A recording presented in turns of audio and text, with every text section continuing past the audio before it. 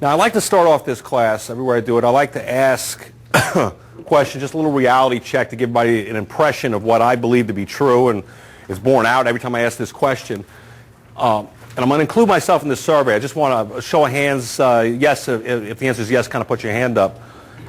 At any time in your careers, have you had experienced a drivability issue that was tough to diagnose, took you too long to finally figure it out, or longer than you thought it should have, and when you got there, it was a fuel system issue?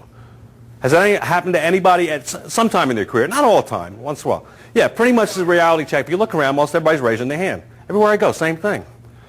So I really think there's a strong need for this class. So when I was developing the class, though, I tried to put it together with the idea, well, why does this happen? And it's got to be, well, there's something complicated about a fuel system. And I know it's hard to go across the board, especially today. All fuel systems aren't the same. But really, today, they're really not that different. The fuel system is pretty much the fuel system. But any drivability issue you have, I don't care. And how many of you guys been to my misfire class? Okay, a few of you. And I stress in the misfire class, there's only 3 possible causes of a misfire, but it's the same thing for any drivability issue. There's only 3 things that can cause it. And what can cause any drivability issue? Ignition, air-fuel ratio, or engine mechanical. That's it. It's one of the 3, right? So, but if you think about it, I mean, we've got ignition scopes and ignition tools, and of course you got vacuum gauges. I'm a big vacuum gauge guy for the engine mechanical side. But the fuel system, what fuel system tools can you name for me? Fuel pressure gauge. Fuel pressure gauge. Noid light. And maybe a scan tool, because everybody loves a scan tool. But everybody tries, especially today, to do everything you can with a scan tool. And, you know, sometimes you don't have all you need if you're not aware of it. So, anyway, I want to go on with the fuel system. And as I said, we've all had trouble from time to time, so there's got to be something complicated about a fuel system. Now, basically across the board, and this may be a little bit different in 2008, but all fuel systems basically are comprised of these components. Tell me if I've left anything out. A fuel tank, a pump, nowadays electric of course, fuel lines, filters, some kind of pressure regulation, and injectors. Now you might have some kind of feedback sensors today, but other than that, are there any major components that you see may be missing? Is that pretty much covered? Yes, sir. The air cleaner. Air cleaner. Air cleaner?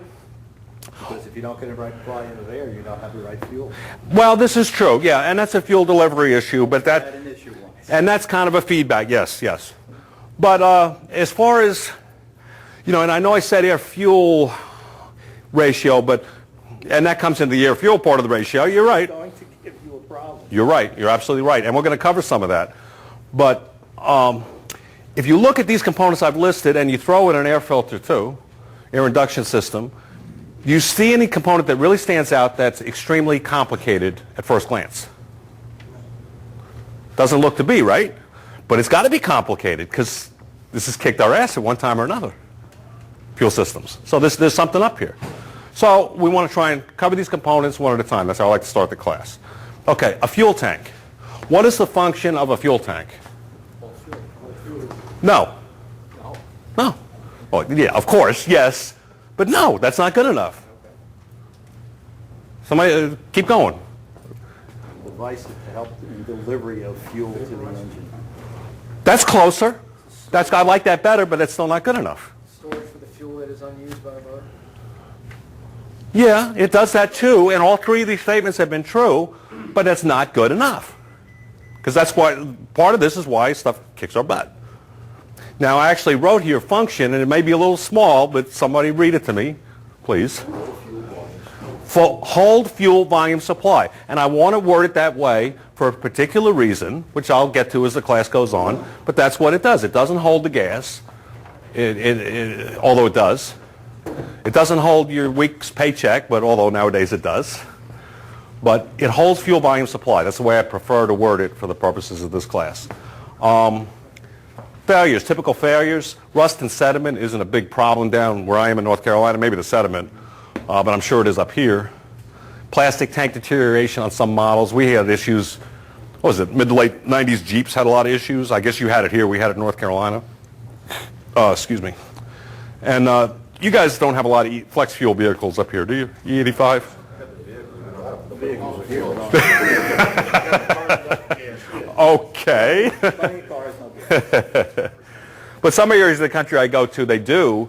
And occasionally somebody will put E85 in a non-flex fuel vehicle, and it's a real bad issue. And I don't know if anybody has a boat here, but I had a guy in class the other night who had a boat, and they have an issue with that. E85 will just eat up gas tanks and rubber components that are just not engineered for that fuel.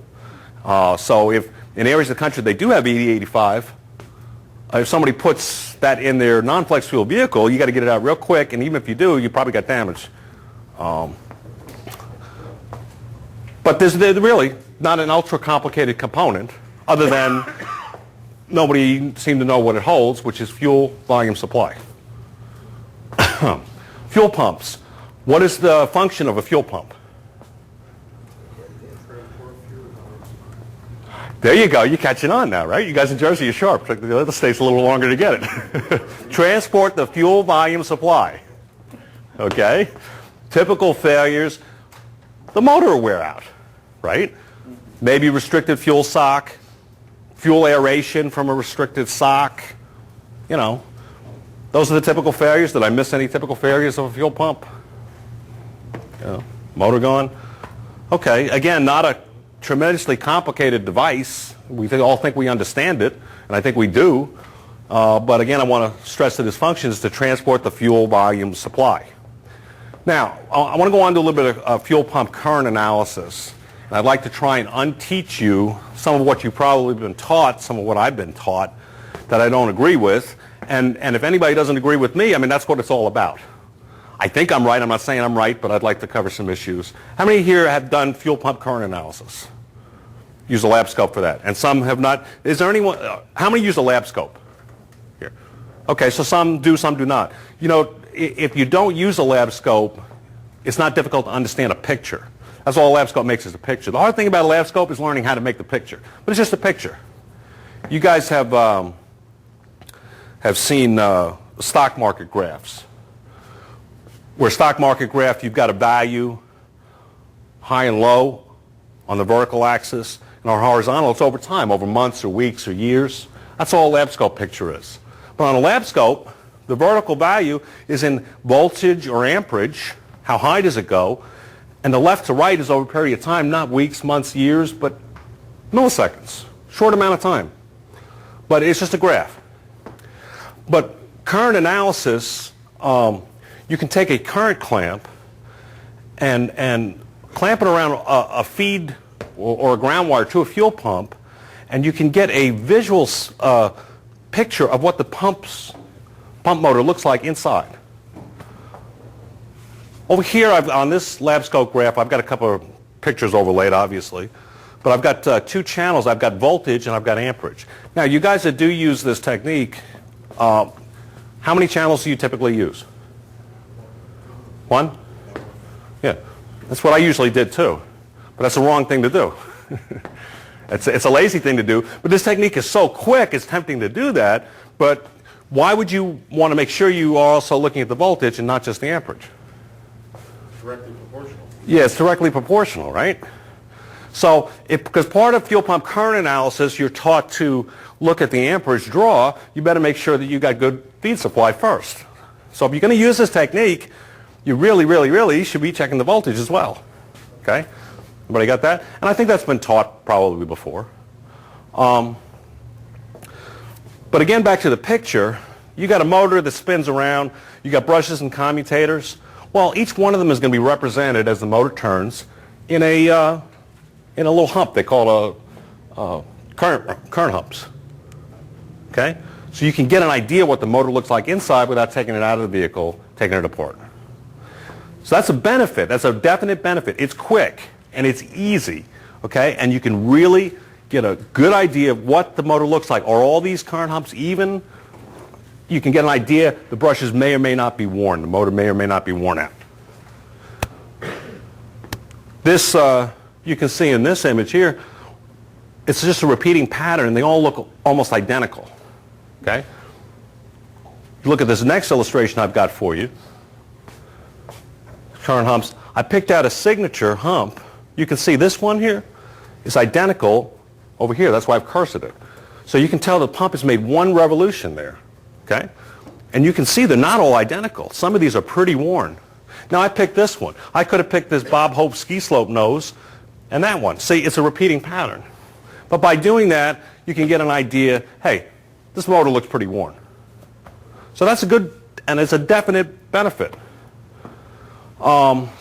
If you did a current ramp on a fuel pump and you got something like this, it's pulling about, 15 amps or so.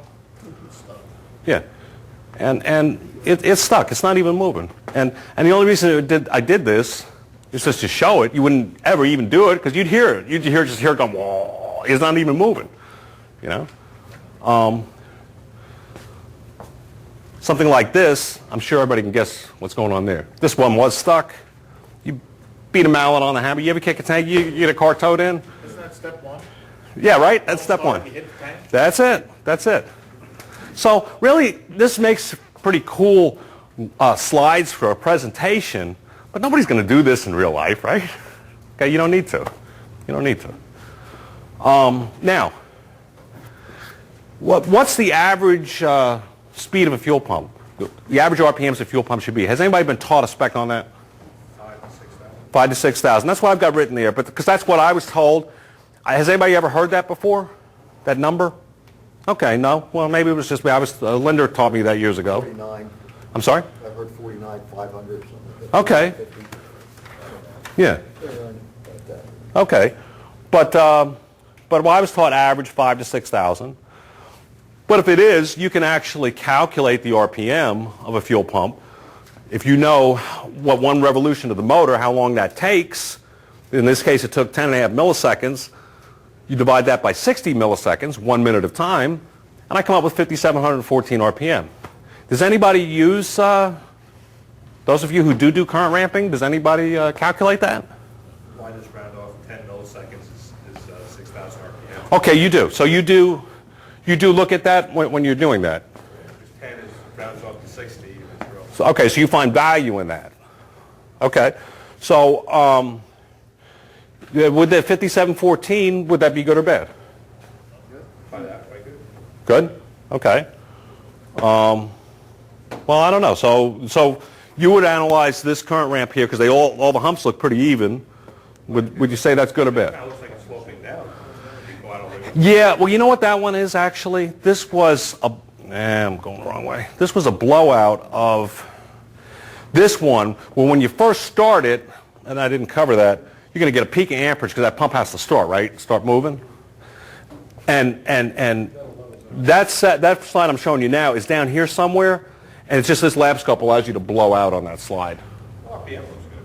Everything else. Okay. So you think the RPM looks good. How do you know the RPMs? You didn't even ask me what kind of car this was. What is the rule of thumb? Right, rule of thumb. Okay, 5,000 to 6,000. Well, I've been taught that too. But I've seen, and I used to try and work on everything there was, which, you know, in 2008 is really difficult. John Annell's about the only guy who can still do that. I don't know. But I'm not so sure that's true across the board. Every manufacturer, that every pump should turn 5,000 to 6,000. Are you? They cut them back. There are some systems that they cut them back. Some. They have like variable speed. They cut them. Yeah. So, and I never really found a lot of value in that, other than, okay, if I think it should be 5,000 to 6,000 and I see 1,000, I think that's too slow. Or if I see 10,000, maybe that'll tell me something. But I don't know. I don't find a lot of value in RPM. Now, if you guys do and you want to use it, that's okay. But I don't know that a Toyota is going to have the same RPM as a Chevy, as a Honda. And I think unless you do, I think that why use that? It doesn't do you a lot of value. Does anyone publish it? Not that I know of. Not that I know of. Now, if you are a Honda shop or you are a BMW shop and you work on that line exclusively and you do this regularly, you will know what is normal, what's not. But if you're working on multiple lines, my problem is with the statement, and immediately when I was taught this, that an average pump operates at 5,000 to 6,000 RPM, I did not like that statement. because I don't believe that that could be true. And at the time I was taught this was the mid-90s, and the guy was mainly showing slides of domestic vehicles, Ford, GM, Chevy, which I think this probably applied to, but I refuse to, I don't find much value in it. Let me go on. I don't want to get too hung up on that. What is the average current draw for a pump? This is the spec I was taught. Maybe you guys were told something different. Has anybody heard 3 to 6 amps? Okay. But there's that word again, average. The average pump draws 3 to 6 amps. Okay? Is this pump good or bad?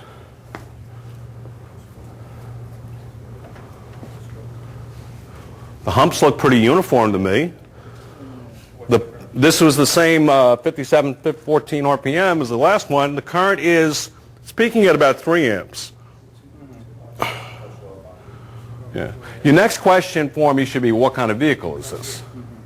Okay, and this was a 93 Buick LeSabre, and even at that, if we say the average pump draws 3 to 6 amps, I wasn't that great in math, but I do know that 6 is double 3. That's a pretty wide average.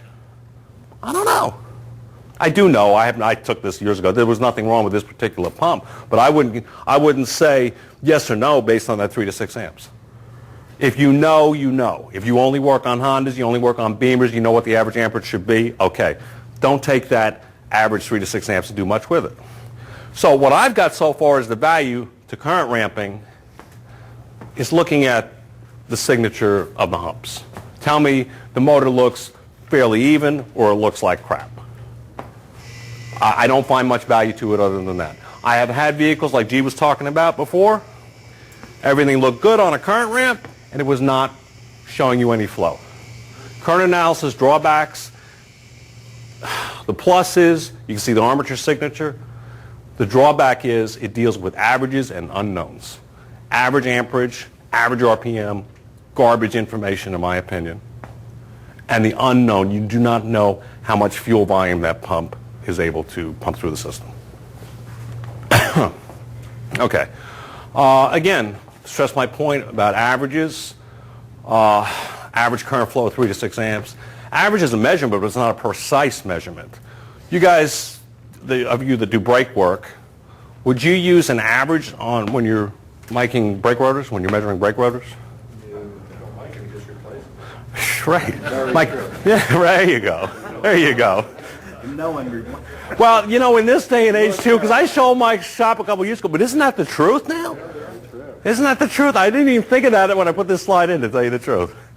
But now, you're right, there is no miking them. You don't turn them no more. They're gone.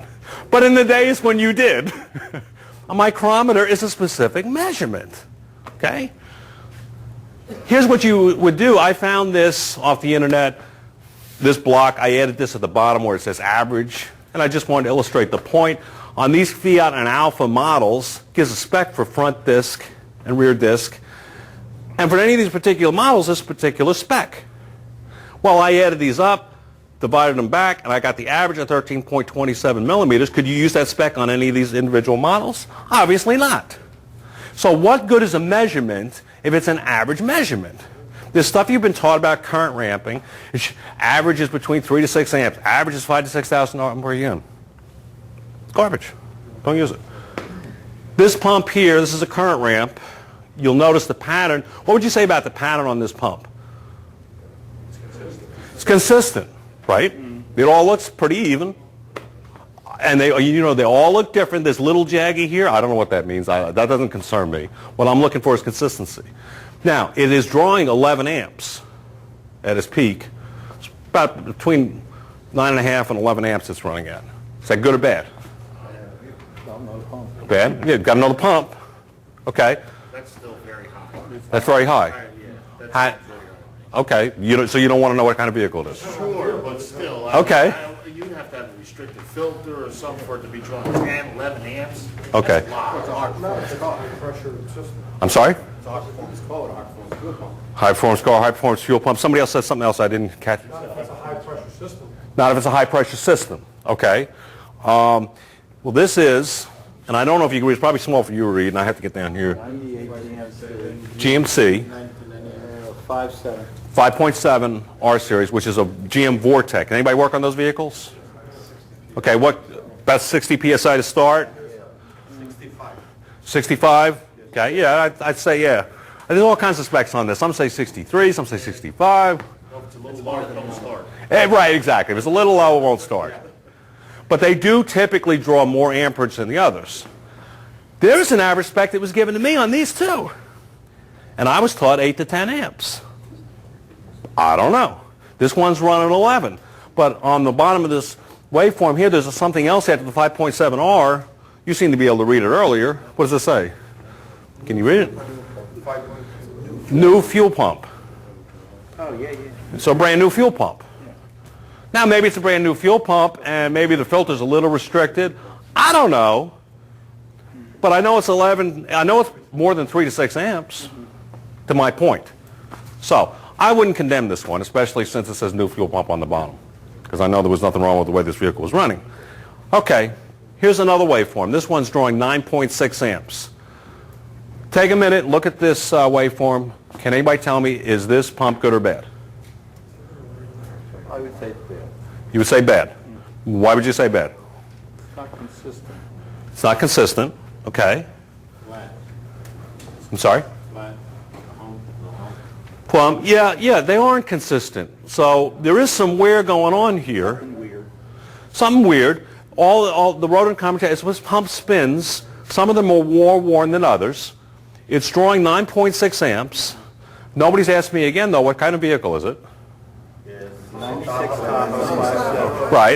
Right. Okay, so it's 2 years older than the other one. But so basically, as a point of reference, it pretty much should be the same as the other one, but it's a little lower amperage. Well, Back to your original pump. right. Well, I guess my point I'm trying to make is here, you say you could, well, let me put you really on the spot. Can you tell me that pump is bad? No, I won't say that. Okay, you won't say that, right. And I thought that's what you were saying. And I would agree with you. This pump, some of the commutators look worn, and if this guy, if he's a good customer and he's getting ready to take off to California and he's got the money, you might say, hey, you might want to replace this before you go. It's kind of worn. But I couldn't call that bad, and I don't think anybody in this room could. Why? Because you don't know what the volume is. You have no idea if this is pump put it on or not. Now, if you had this vehicle in front of you in your bay and you were experiencing symptoms and you had lean fuel trims and you could put all that together, maybe. But looking at a waveform like you see in these classes, you cannot tell me this is good or bad. This is just not that far out of range. That's my point. The waveform is only a diagnostic aid. Yes. You have to know what your symptoms are as you're going in. And once you know what your symptoms are, then you can use your diagnostic aids to try and analyze where you're going. Exactly. And you know, I love training classes, and I've sat through so many, and I love them. And I love these really waveforms and other detailed information that gets you to the end of the problem, and the guy's describing it because he gives you other information. But a lot of you who sit in these classes, because you're all good technicians, you've been there, you know sometimes you need to feel it, smell it, see it. You can't get everything by just looking at a picture. So that's my only point is just this is a quick technique and it's great, but put this together with other information. Question. Yes, sir. Can you use, say, a diffuse that supplies the current to the pump as a guide to how much current the pump should draw? Or like, you know what I'm saying, like say a 6 amp pump. Is it on a 15 amp circuit? If I find the one that's on a 20 amp circuit, do we know it draws more current on average? Well, it depends. Is the pump just dedicated to that circuit? Because that's going to affect your waveform too. Most fuel pumps have their own, Most do. Not all, but most. they're on their own fuse and relay. Yeah. Manufacturers don't use the same criteria for how they size their fuses. Yeah, this is true. This is true. I'm just curious if you've come across anything like that. Well, I haven't thought about it till now. Well, yeah, and that's a good question. But I do know that the last one was a brand new pump, the same pump as this. It was drawing 11 amps, and I know this one's drawing 9.6 amps, and I do know this particular vehicle was displaying no symptoms and no drivability issues. I can say, to my point, this is a good technique, I can tell that this motor's a little bit worn, but it wasn't causing a problem yet. Here's another one. This is a 96 C10R series, 42,000 miles. It's drawing 9 amps. Is this pump good or bad? I'm sorry? I can't get anybody on the hook? Is it good or bad? Going under your previous synopsis, no, it's not. Right, well, we don't know. We don't know. because you wasn't there. But I can tell you this one also was experiencing no drivability issues, and it had 42,000 miles on it. And it's 9 amps. So we had a range there, and none of these trucks was experiencing any issues. Some of the motors were a little more worn than others, but none of them there were no other symptoms other than the waveform. So that's my point. Use it with caution. You need other information. Don't just rely on this, especially if it looks good. Because it looks great does not mean that that pump is good. That's my point. That's where guys get hung up. Would you condemn this pump here? Take a moment and look at this one. Probably. Okay. I got you guys nervous now, and I don't know. That's what I would say. If I was sitting in your seat, that's what I would say. Yeah. Could be no fuel in the tank. I've seen that. Everybody's had a dummy towed in with no gas in the tank. That could be an explanation. I think you're absolutely right. It's drawing less than an amp, and these commutators look pretty even, right? Okay. All right. Well, this is a current ramp of a pump with an open line. In other words, this pump was bad. This is as it would appear when it was on the car. When it was pumping against pressure, it was trying to overcome the pressure of the system. It was drawing almost 2 amps, but it was turning so slowly you could barely even see the commutators. You can kind of see the up and down, but barely moving. And for the purposes of a class like this, took the line loose. Does anybody ever check fuel volume? How do you do it? I always my fuel gauge is good. Sprays all over the shop is good? Hit the trigger on the bypass on the Hit the trigger, okay. pressure, and if it shoots up high enough, you're going to Okay, there you go. It sounds silly, but like, sometimes you have the engine running, Uh-huh, fuel gauge on it. right, You might be seeing good pressure, right. and I'll pop the trigger on the fuel gauge. Yeah. The motor will shut off. Okay, I mean, because it just can't supply enough fuel. true, you true. know, and it- But how about if the motor doesn't show off? What are you doing? Are you going to flow it into a jug? Quart jar, Okay. and I watch the clock. And how much? And you watch the clock. So you're timing. I just want to see how fast fuel can come Fuel. on and that engine stays running. Okay. I'm just asking that. Something I've been using. We're going to get to that a little bit later in the class. But yeah. But this would be kind of the equivalent of doing that, Right. right? Okay. So open a line to flow this into a jug. That's exactly what I did to get this. And you know what? It flowed pretty good in that jug. Because it wasn't having to overcome any pressure. Yeah, right. You don't create pressure anywhere. Right. Okay. So we'll get back to I that. want to do with the engine running because I What was want the the engine engine running? to create the. Your engine wasn't running, his was. Right. No, that's correct. I want the fuel pressure regulator to at least maintain whatever it is, 35 psi. Right. So your test, if you hit the trigger and bleed it off and the car is no good, then you don't have enough volume. And the car stalls. Stalls. I mean, I feel it's not supplying enough. Okay. So that's a good test, and I would probably agree with that. It just can't support it. Foolproof, But how about if it doesn't shut off? well, then I'm watching how much fuel I can get. Okay, out of the system. all right, But and I we'll still get to want the that. engine running. All That's right. just me. All right, we'll get to that a little bit later in the class, but I was just trying to clarify. But yeah, but what I'm saying is when you don't have pressure against it, pumps can sometimes pump better than when they are trying to overcome the normal pressure. Okay, you guys that do current ramping analysis, what is your procedure for doing it? How do you do it? I'm not trying to pick on anybody, but somebody who does it, throw something out for me. Do you have a procedure for doing it? Do you do it the same way every time, is what I'm asking you? And by the same way, okay, let me go a little further. Do you do it with the engine running or with the engine off? Running? Safety, jumper wire, view, engine wire. Jumper wire, or so you do it with the engine running or you do it with the engine off? Usually engine wire. Usually engine, but okay, that's the word I was looking for. I usually get that, usually. Do you do it that way every time? Well, it's supposed to start at the start. Oh, exactly. Okay, so sometimes you do it with the engine running, sometimes you do it with the engine off. Has anybody ever who uses this technique got in a car line that they don't always work on, like a Jaguar maybe, or even a Toyota, whatever it is, and you're not sure what the amperage draw should be, so you go to ITN to look for a known good pattern? Anybody done that? When you get a known good pattern, are they typically labeled, or is the engine running, key on engine running or key on engine off? Maybe sometimes, but usually they're not. I'll tell you why that's important. That last one that I showed you, that was a Buick Century, 93 Buick Century, and that was the one here that the pump was bad. So put a brand new pump on it, and this one now had 5.4 amps. There's a brand new pump. And this waveform was taken 2 minutes after this one. The difference was this was key on engine running, this was key on engine off. You're running at a different voltage. To my point earlier, making sure that you have sufficient voltage. However, No, you're running on 14 volts, we'll say, on that one. right, and 12 volts on right, this one. right.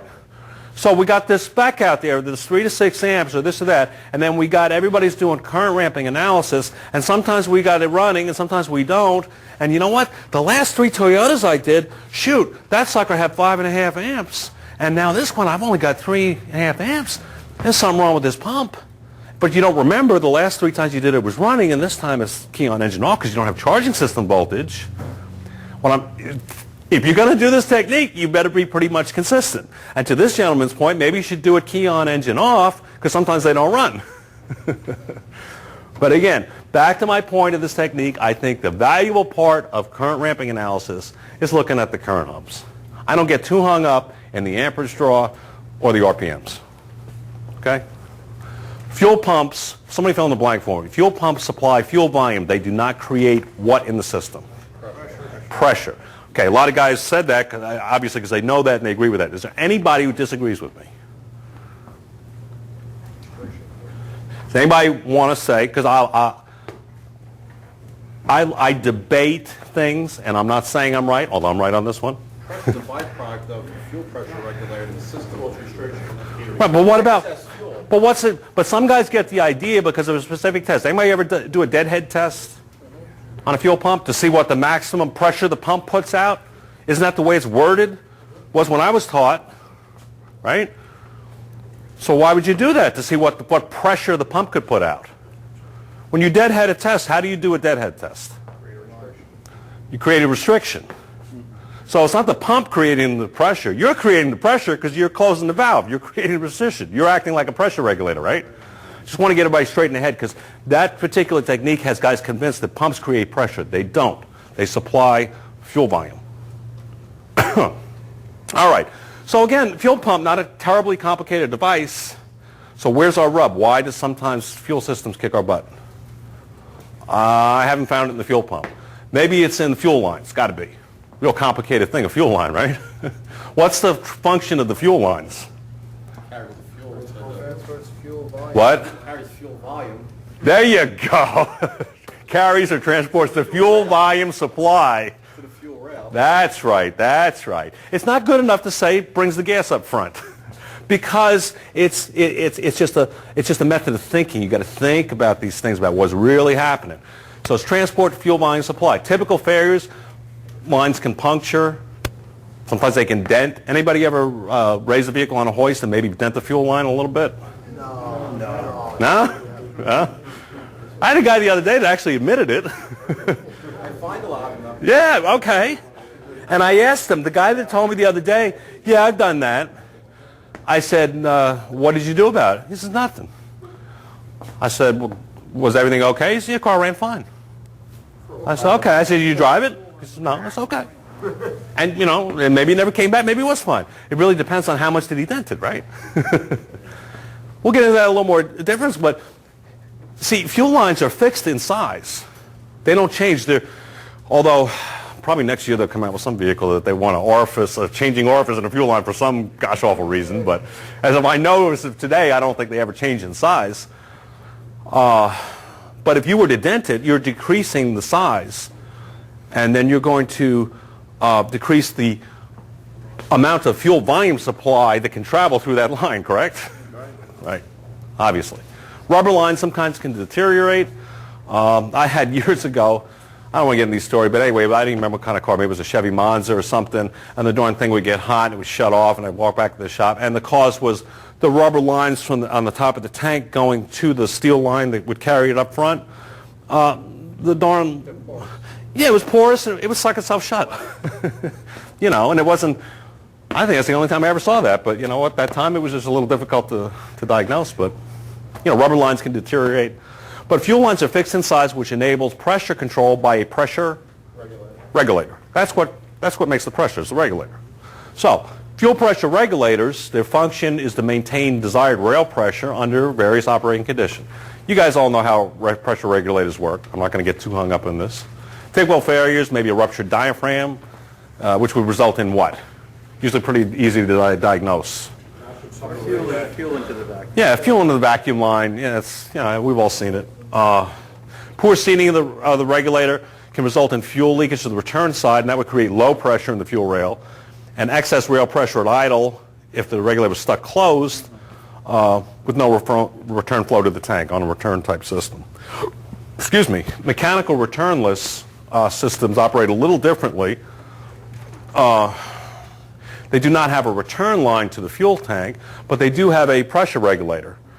Sometimes they're in the tank, sometimes they're just outside of the tank, and there is a short return. You know, some, particularly the early runs, returnless systems were not really returnless. They were return near tank. They actually had a short return line. The regulator was very close to the tank and would go back to the tank that way. But a mechanical returnless system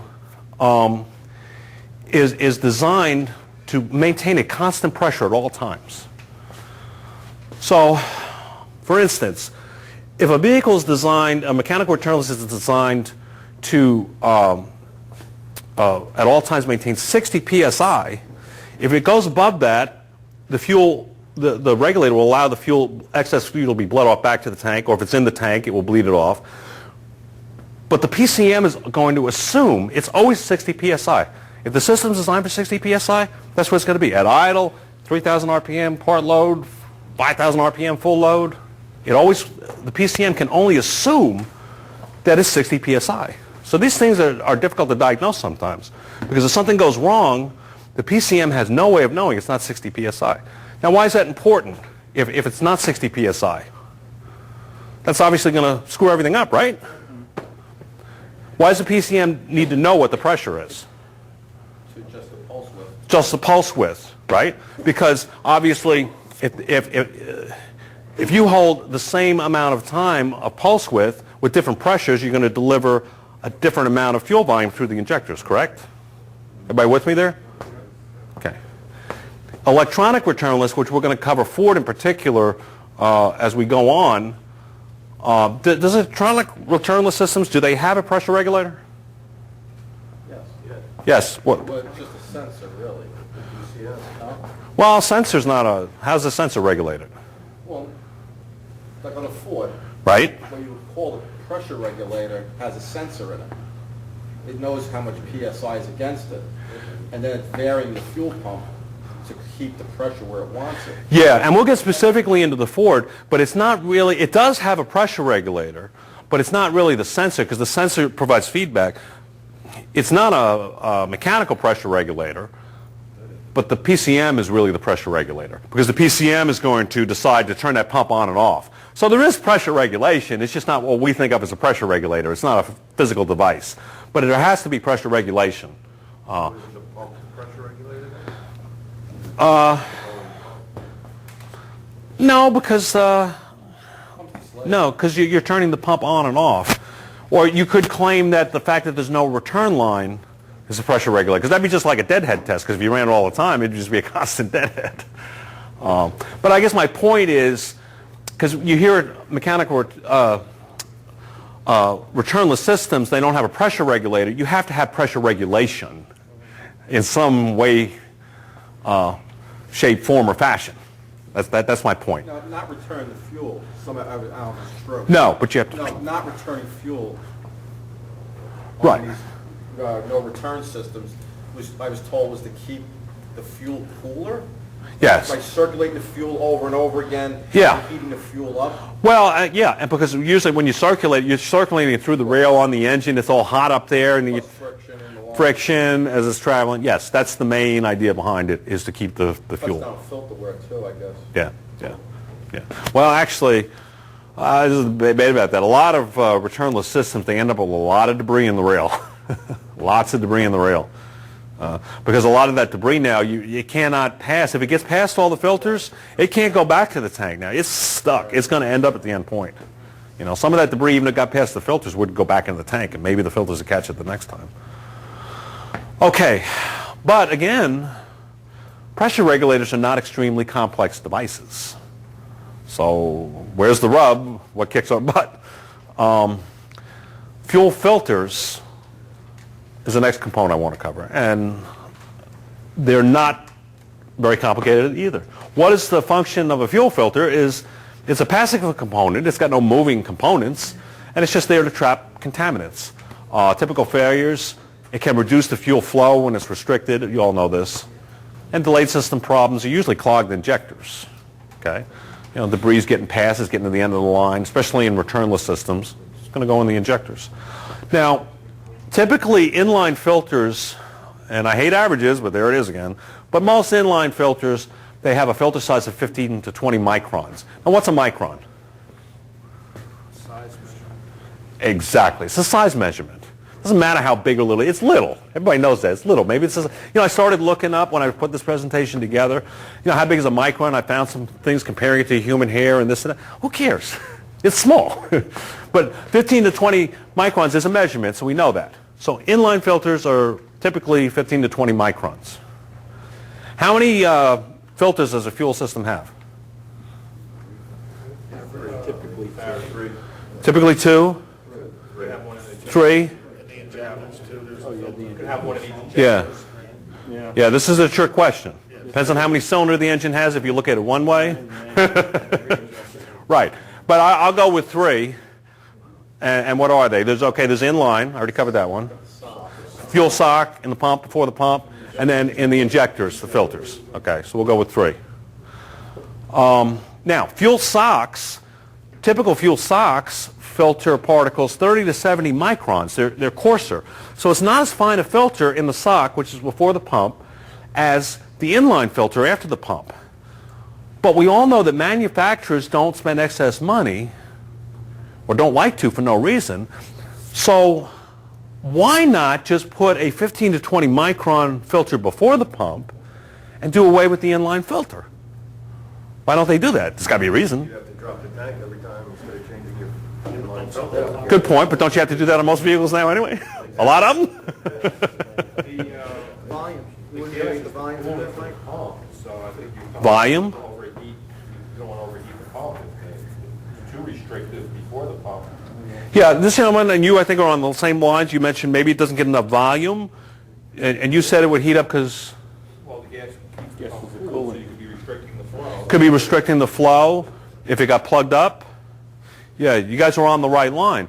See, if you make it too fine and it does plug up, you're going to cause cavitation. And everybody's heard the word cavitation? Create an air in the system. Yeah. Okay.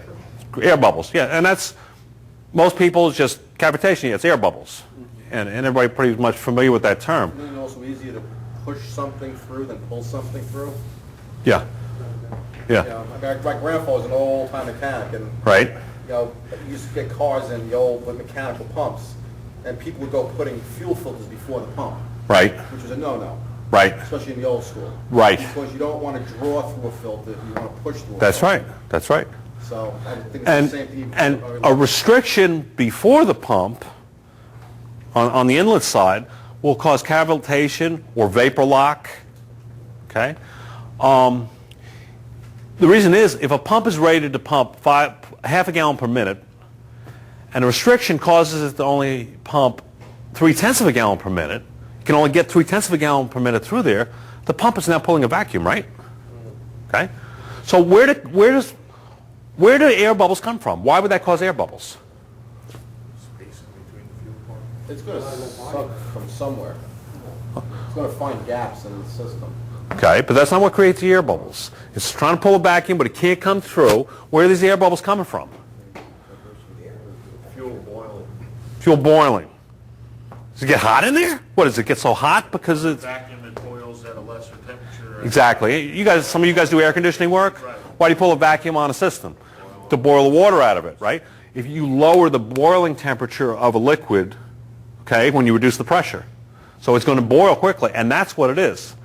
Now, why is that a bad thing with these air bubbles? Air bubbles now become part of the volume, right? I got a Pilsner glass here. Anybody know what a Pilsner glass is? It's just a specific type beer glass, and it's just got a shape. You don't see the whole thing. But anyway, my mother's from Brooklyn, and she always liked what they called a Coney Island head. And a Coney Island head was when you took your Pilsner glass and you poured the beer into it, and you just hold your glass straight up, and what happens when you pour your beer into it that way? You get a nice foamy head, and it comes off. So occasionally, in my mother's 88, I still have a beer with my mother. I sit down with her, pour her beer. Well, she likes the Coney Island head. Well, me, I don't like all that froth on it. I hold the beer to the glass to the side, pour it down the side of the glass, and I can fit my whole can. Okay? So now, I got all my volume in my glass. My mother's got the same volume in her glass, but then she's still got more volume in her beer can. Same thing. Now, if you create a bunch of air bubbles, you still got pumping volume, but half of it's air. It's expanded it. Guys get my concept? So, yeah. Cavitation is a bad thing, and it can cause severe damage very quickly. Okay, so we've arrived at fuel boiling in the fuel supply, creating bubbles. These bubbles, when they collapse near a surface, they'll literally hammer a pump to death. I think we just covered this. You guys got to it a little quicker. You guys are quicker in Jersey, maybe. This was an illustration what happens when you pressurize. Like, why do we pressurize a cooling system? Boils higher. Boils higher, raise the temperature. And again, we already established this. Liquid boils at a lower temperature.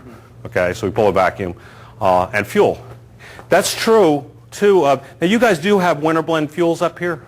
Oh, yeah. Do you? Sure. Has anybody experienced in the transition point where it's been cold, you're still using the winter blend, and all of a sudden you get a hot spell real quick? You may see a rash of customers complaining of a hard start in the morning when it's cold. And some of that could be because of the difference in the boiling point in the fuel. I can't tell you, I can tell you what temperature water boils at. It's 212. But I can't tell you what temperature fuel boils at under a vacuum or a vapor lap condition compared to E85 fuel versus 100% gasoline versus E15, 15% ethanol. But I can tell you it's different. So sometimes in that transition period where you've been using winter blend fuels and you have some issues where you have some restricted SOx, you can experience some customers having hard starts simply because they've got winter blend fuel in their tank and all of a sudden it's gotten warm. I don't know if you ever run into that or not, but usually after either the weather turns cold again or it gets warm and they get that fuel out of the tank, it'll go away. We all use the excuse, though. I'm sorry? We all use the excuse. Right. They'll say, my car's doing this. We're changing the gas. The gas is being changed right about now. Right. Especially now when it's $4 a gallon. Get you by sometimes. Right. But it is true. Yeah, it is true. It is true. Because the symptom comes and then it leaves. When I was very young, I used to pump gas, and occasionally at a gas station, we used to dip the tanks, and we had a paste to tell us there was any water in the tank. And as I got older and I ran a repair shop, I could never find that paste again, because once every 5-7 years I would suspect water in the fuel, and I wanted that paste, and I could never find it again. Has anybody got any of that paste around? The other day. Did you? With a diesel truck, we thought it had water in the fuel, and I went next door and got the paste and checked it. It wasn't water. Well, what's next door? Next door is the gas station. Yeah. That's been there Where for do they years. get it? I don't know. I know. Nobody can seem to tell me. He's probably had it for years. He's had it for years. Industrial petroleum. That is a company? Hackensack. In Hackensack. You can find them on the web. They're called Industrial Petroleum? Okay. So if anybody's interested in that, I'm going to look when I get back, because I think it's a nice thing. How much can a jar of that paste cost? Can't be much. And it'll last you 50 years, right? I think it's not a bad investment for everybody to keep around, because occasionally you do suspect water in the fuel. Okay, but cavitation, I've got a couple of different illustrations here. And cavitation, actually, when these bubbles form, they actually start to expand, and then they'll contract, and they'll implode and burst. And if they're very close to a component, and this is not cavitation in the fuel tank, but I'll show you this image. Just watch this play here. As it comes out, it's like a mini tidal wave, and if it's close to something, that's quite a pressure shock. Okay. Have you guys have seen water pump impellers? Severe cavitation. You know, when I was younger, I just figured, they're just old and they're rusty or whatever. But no, it's being hammered. These are air bubbles that hammer these things, and they'll take chunks of metal out. Do the same thing to a fuel pump. Cavitation, how many of you guys have heard of noisy fuel pump? Yeah. There's different degrees of cavitation. When it's severe cavitation, you're going to hear that pump's really going to be noisy and sometimes rhythmic, trying to just a grinding noise that you really can tell. But sometimes you'll hear a slight noise. Now, I'm not saying every noisy fuel pump is cavitation, but there's different degrees of cavitation. Sometimes there's slight cavitation that you won't even hear, and you may not experience as a drivability issue. You know, when a drivability issue is, would everybody agree, when a drivability issue is severe, it's easier to diagnose? Right? But what about those little fish bites going on at 60 miles an hour? Or there's little, you know, 2,800 RPM, it just has a little, those are the tough ones. And cavitation is a difficult thing to determine unless you have a way of doing it. Yeah, but it does exist. Yeah, exactly. Okay, the last type of filter, obviously we talked about this, pintle baskets. And it's a very fine element. It's about 10 microns is a typical, just to trap any component, any particles that have gotten past the first two filters. So, but these filters are really in place. Seems to be, what are they trying to protect with all these filters? The injectors, yeah. Seems like all these filters are in place to really protect these injectors. They don't want these injectors plugging up and getting dirty. Now, these filters do their job, but do they do their job forever? No? Yeah, I mean, eventually, would you say that even these filters may end up getting plugged? Sure. Sure they will. Sure they will. Now, in North Carolina, I don't experience a lot of injector issues. I asked the question in Massachusetts and Connecticut. They don't experience a lot of them here. Do you guys see a lot of injector issues, severely restricted injectors here around your area? I don't think so. Some areas of the country, however, do their real hot spots. They got some real fuel quality issues. Minnesota, Wisconsin area, St. Louis is another area. These shops, in those areas, a lot of them, they don't even bother trying to clean injectors. They're so used to dealing with these things. They'll pull in. Yeah, you guys have heard of Jim Linder? Sure. How do you think he makes a good living? What does he do? He reconditions injectors, right? Because there's areas of the country, man, these things just don't clean. They yank them out and they send them to him to clean them. So they do plug up. But I'm here to tell you that even in New Jersey, just like in Massachusetts and Connecticut and tomorrow night in New York, these injectors are plugging up here. Maybe not to the degree they are in other countries. Why do all these components exist? Think about that for a minute. I'm going to come back to that. But all these components, a fuel pump, a filter, fuel rail, regulator, PCM, why do all these components exist? Think about that for a minute. I'm sorry? Just give that perfect amount of fuel. Perfect amount of fuel. Yeah, that's the kind of thinking I'm looking for. Okay. I'm going to talk about this, how fuel injectors, how manufacturers design them. And this isn't going to help you think a car tomorrow. And after I talk about it, you don't even have to ever think about it again. But I want to cover this because it kind of brings the whole concept together, I hope. When fuel injectors are designed, manufacturers will flow injectors at static flow, which means they're turned on constantly, to determine how much a particular injector can flow in pounds per hour. Now, what's pounds per hour? Pounds of fuel. You gave me an answer earlier. I asked somebody what microns was. It's a measurement. Pounds per hour is a measurement, right? So they're trying to determine if they're designing an injector for a Ford Taurus, what should it flow in pounds per hour. That's a measurement, okay? And they do that not by cycling it, but by just turning it on, and they want to know. So that would be the maximum flow of that injector, correct? Okay. Now they have a spec to deal with, manufacturers. This is true of Ford and GM and Audi and whoever. Okay. Most manufacturers now would flow them at 43 psi. Ford, for whatever reason, they use 39 psi. Why? I don't know, and I don't think it matters. But if you keep a particular pressure, we covered that earlier, and you're flowing in an injector, you're going to have the same amount of flow. So what they're trying to do is get a baseline. They'll know at this pressure these injectors will flow this much fuel, a measurement. And they want to know that. Why would they want to know that? Why do they need to know that? They have to know at idle what the pulse width's going to be, wide open throttle, what the Right. pulse width's They have to know. If they know that, then they know at a particular pressure, if I hold the injector open this long versus this long in milliseconds, I'm going to get this much flow. So, what's the end objective of a fuel system? Why does a fuel filter, pump, regulator, rail, injectors, PCM, why does this all exist? to give the exact volume of fuel into cylinders. Exactly. Exactly. That's why I was stressing the fuel tank holds fuel volume supply. Lines transport fuel volume supply. Because this is measurements. These manufacturers, that's how all this works, and that's how it works effectively. It's because you need these measurements. And this is what kicks our butts. It's not really the components, but this concept, because we're not used to thinking in this way. Okay? So everything has to work just right to deliver the proper amount of volume flow into the cylinders. Okay?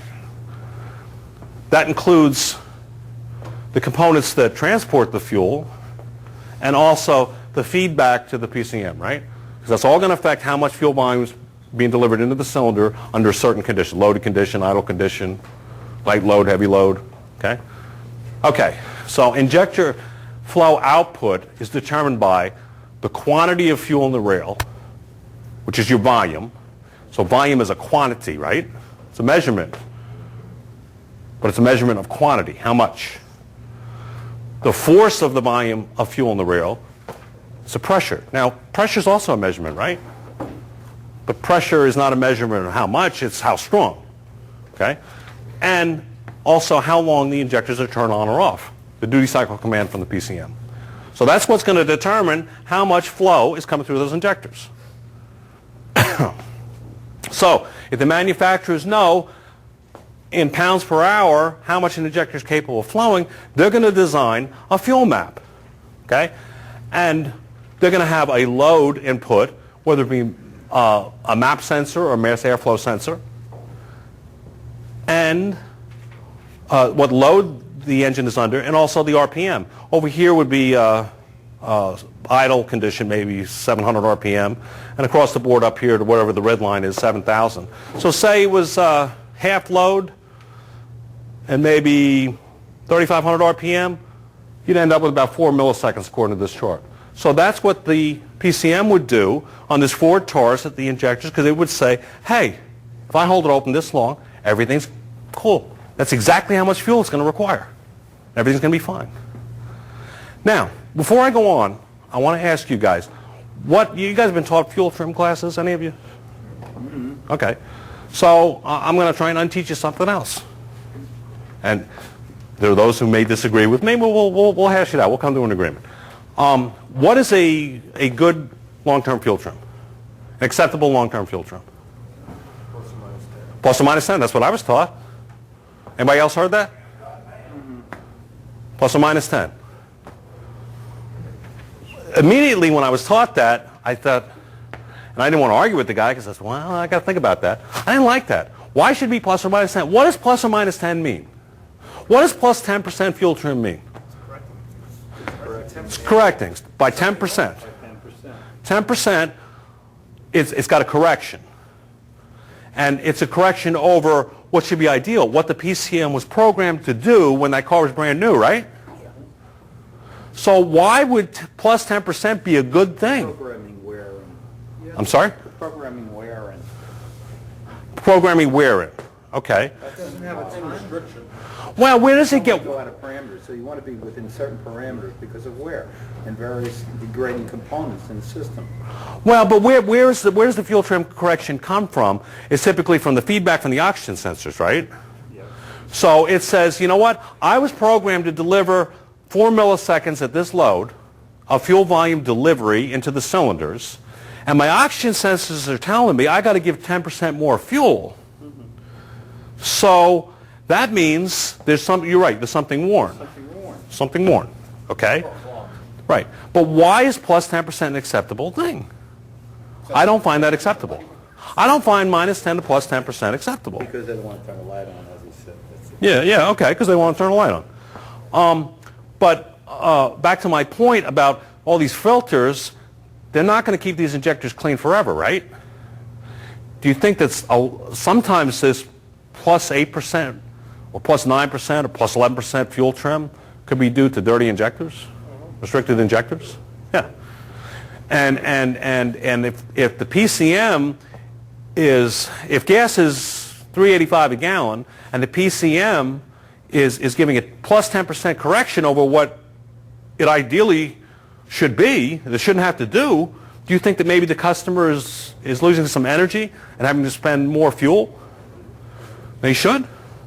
Yeah, the problem is proving that to them. I can tell you, however, I've taken a lot of vehicles that had no apparent drivability issues with high acceptable fuel trims, plus 8, plus 9, even plus 11, don't feel any issues, and done a good fuel system cleaning and induction service on it, and brought those long-term fuel trims down significantly, down to plus 2, plus 3. That's a service you need to be offering for your customers, especially with the price of gas today. Anybody get Motor Magazine in your shops? I got an article coming out this month. I'm not going to go into that too heavy in this class, but it's about offering these services, decarbonization and fuel injection cleaning. With the price of gas, I've got some numbers in there. If you can save your customer 2 miles to the gallon on their average vehicle, how much money they'll have to pay you versus how much money they'll save in the next year in fuel. Read that article and see if I can convince you. I think you can make some money and make your customers happy people. It's a win-win for everybody. So. Yeah, if they see an appreciable difference. This is true. Because a lot of people still just drive around the city. Right. They come in, they bitch to me that I don't get good fuel mileage. Right. But how are you going to get good fuel mileage riding around the city all day? Well, I was... Nobody has... I mean, like I have a Trailblazer. Right. And I can do 22, 23 on the highway. That's 70 miles an hour. Okay, that's how you judge fuel mileage. Right. Not running back and forth to the Acme getting gas. This is true. Food, rather. Well, traditionally, every time gas has spiked over my career, I always got the question, they'd come in, I don't get the gas miles I used to, it's awful. I said, how many miles a gallon you get? Well, I don't know. I used to put this much in, go from here to there. I said, well, I can't, you're right, I can't fix it. I said, I can't fix it. You know, the guy that said, the guy who would say, I used to get 26, now I get 25, I would tell him I can't fix it. The guy who said, I used to get 26 and I'm getting 15, I said, yeah, leave it with me, I'll take a look at it. You know. They go by dollar amount, not by volume amount. Yeah, but I'm going to show you some other ways a little bit later in the presentation. What if there's a way to actually look at the combustion efficiency of the engine rather than in terms, as an immediate test, rather than in terms of the fuel economy? And I'll get to that, but PCMs can only assume that the injectors will flow like when they were brand new.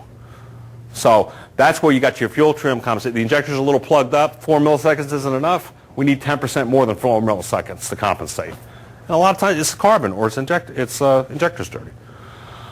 Okay. But it depends on a lot of things. A lot of feedbacks. Engine temperature, intake air temp, RPM, TPS, you know, inputs, the PCM. I'm not going to spend a lot of time on this. Difference between the terms pulse width and duty cycle.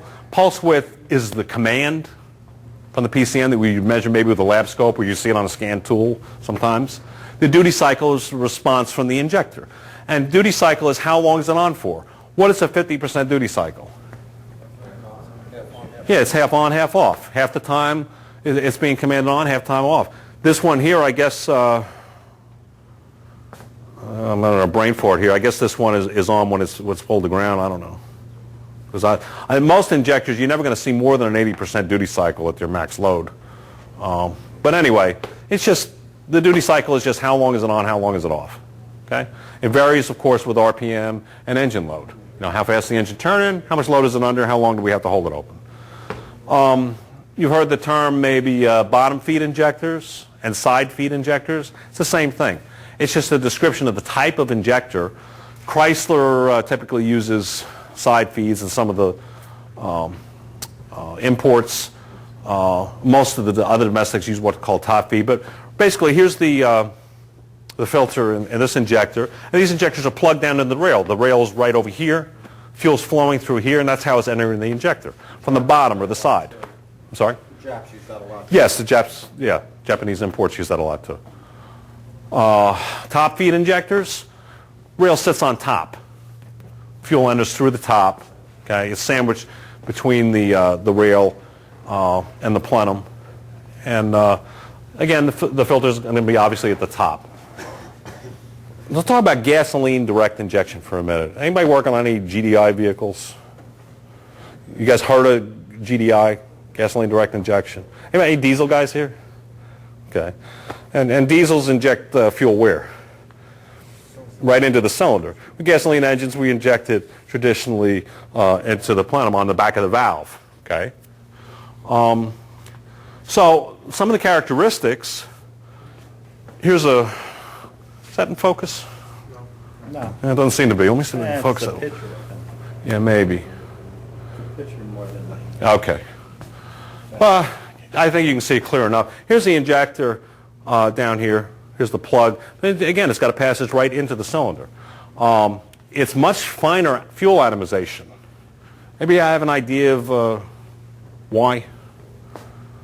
Why it's got to be smaller.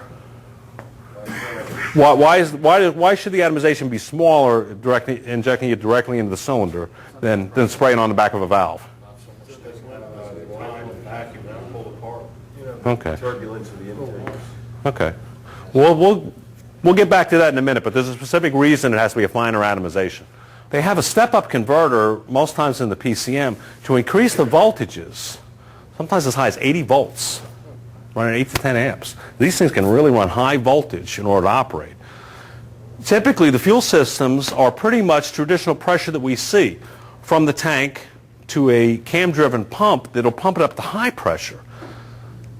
Depending on the load, 600 to 2600 psi in the fuel rail. Why would you need that much pressure? To overcome the Pressure of the cylinder. Yeah. The new new Skyhawks have fuel injection, as opposed to the old Skyhawk has carburetor. Uh-huh.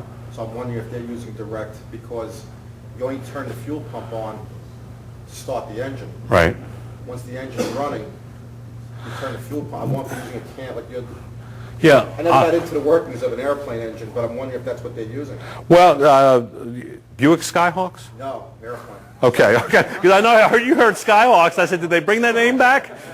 I have trouble in 2008 because I don't even know what models are what anymore. That's what I'm saying, it's fly. Okay. What I'm saying is, you don't need the electric fuel pump except to start the engine. Okay. I don't know about aircraft. I don't know. Could be. I'm wondering if that's what they're using, because Could be. you have to deliver fuel to the engine, and it's fuel Yeah. injected, so it might be a direct. It could be. Somebody, I had a couple of people ask, what kind of cars is it on? In America, I'm going to give you a few. I think I got them here. Here's two I can tell you right off the top of my head. Pontiac Solstice and the Saturn Sky, or GDI. I believe that Volkswagen actually has a GDI engine. Pierre, would you know? I thought I saw an emblem on the back of the car. Yeah. I can tell you, and someone in the class told me there's a Cadillac model that's using GDI, but this is brand new here to America pretty much. Okay? In Europe, on gasoline engines, since the year 2000, 85% of the vehicles sold in Europe have been GDI. So, logical question, I hear somebody saying, well, yeah, why don't we have it? Better fuel mileage, I'm Better fuel mileage, yes, they do. And I'm going to go over as to what the advantage is to GDI. No, but they make the same car for Europe with that GDI and send the same car over here with regular. No, and the GDI that we do have here on these Pontiacs and these GMs here are not as efficient as the GDIs in Europe. GDI can run an extremely lean mixture under certain conditions. What happens when you run extremely lean mixtures, though? NOx. And in Europe, they are willing to use very expensive NOx converters to eliminate the NOx in their vehicles, and here to this point in the U.S., for politics or whatever reason, we are not. So we're starting to see GDI here, and we probably will, but we're going to have to get better converters to reduce the NOx. But GDI can have a benefit when it's in a stratified mode of 8 to 10%. Even these models, I'm not sure about the European specs, 8 to 10% better fuel economy. That's a pretty good difference. That's a pretty good difference. But GDI is just getting here to the States, to the United States. But I'm going to tell you something, because some of these Pontiac models are out here. There is some danger if you're not aware of some of these GDI systems. If you don't happen to know you're working on a GDI vehicle, okay? Here is, let me go here. Let me go back. Here's the fuel tank. Remember I told you 40 to 60 psi back here? Until it gets up to a cam-driven pump, and then it goes way up. Okay, so we'll go up here. Here's the cam-driven pump up here at the top. So the pressure change is going to be 40, 60 psi here, but once it goes through this pump, we're getting way high. And when we're in the fuel rail, we're way high. Over here is the cam-driven pump. This line here carries it from the pump to the rail. Both this line and the rail on these Pontiac and Saturn models are stainless steel. Anytime this line is removed, it must be replaced. You cannot reuse it. It holds tremendous pressure. And if you get a hold of one of these vehicles and you have to take the fuel rail out because you got to move something or you want to do something on it, you better make sure there's no pressure in that system because you're going to hurt yourself. So just be aware of its GDI. Just don't be pulling the fuel rail off without taking precautions. I think this yellow tag tells you do not reuse it, but that's about it. I don't know. There may be a sticker under the hood, under the cowl saying, you know what, this is GDI, it's high pressure. How big it is, does it have lights and bells and whistles on it? I don't know. But anyway, just be careful if you do get one of these vehicles in. That's my point. This is a brave fellow here. This is a rear-engine Audi in Europe, okay? And he's actually working on a vehicle, and he's measuring both the low-pressure side of that system on this GDI vehicle and the high pressure. This gauge he has here in his left hand, it looks like a pretty big pressure gauge. This is a 2,500 psi gauge. And I actually hope to have one here a little bit later this year. I don't know that I'll actually put it on a vehicle and use it. I don't think I'm that brave. This guy doesn't even have glasses on. I don't know. But that's a heck of a gauge there. That's a heck of a gauge. This stuff is coming to the U.S. But I think there's going to be there's a lot of pressure we're dealing with. I think we're going to have to be careful when it gets here. I've got a little video here, last couple minutes, from Bosch Corporation on their GDI system. It will give you an overview of how their system works, and they're all pretty similar. It's a little technical, and just his voice in it sounds a little sales pitch to me. So it's kind of a blend in between. I would have chosen a little more technical information, but I think it's good to give you a good overview. But basically, all GDIs, they've got two modes. A homogeneous mode is injection on the traditional intake stroke. On a gasoline engine, where do we spray the fuel? On the intake stroke, right? Then the valve opens on the intake stroke, draws the mixture in. Why would Otto, whatever his name that made the Otto 4 cycle, want to design an engine that way? He was obviously a smart guy. Why would you want to start combustion? But where do we ignite the fuel typically on a gasoline engine? Before top dead center. Why on earth would you want to ignite the combustion when that piston's still traveling up? Wouldn't you want to ignite it after, when it's right there TDC, or just after, or on its way down? Start the burn? Burn time? why would you want to start the burn before? Maximum, yeah, it takes time for that burn to compress and give you the energy it takes. But in an ideal world, wouldn't you want it to happen right there at TDC or after, if you could? Well, all of this is retarded the timing and know that it just don't get the performance if it's, after time. Right, right. But so they couldn't do it. But now they can under certain conditions. But if it's under a load, they still have to do that. Do it on the intake stroke, give that ignition before TDC to give that flame kernel enough time to progress and burn, give you enough torque. But on a stratified mode, if you're just at idle or low load condition, just cruising, now they can go into injection directly into the cylinder after TDC. Okay? And that's how they're saving the fuel economy. When it's in stratified mode, it's going to save fuel. You're not wasting as much energy. Okay? Let me go ahead and start this and let Robert Bosch explain it a little bit. The engine is a source of drive and power. Nobody who wants to observe a consumption-optimized, environmentally sound driving style needs to do without driving pleasure and dynamics. Bosch's Motronic MED engine management system provides intelligent solutions for optimum combustion control.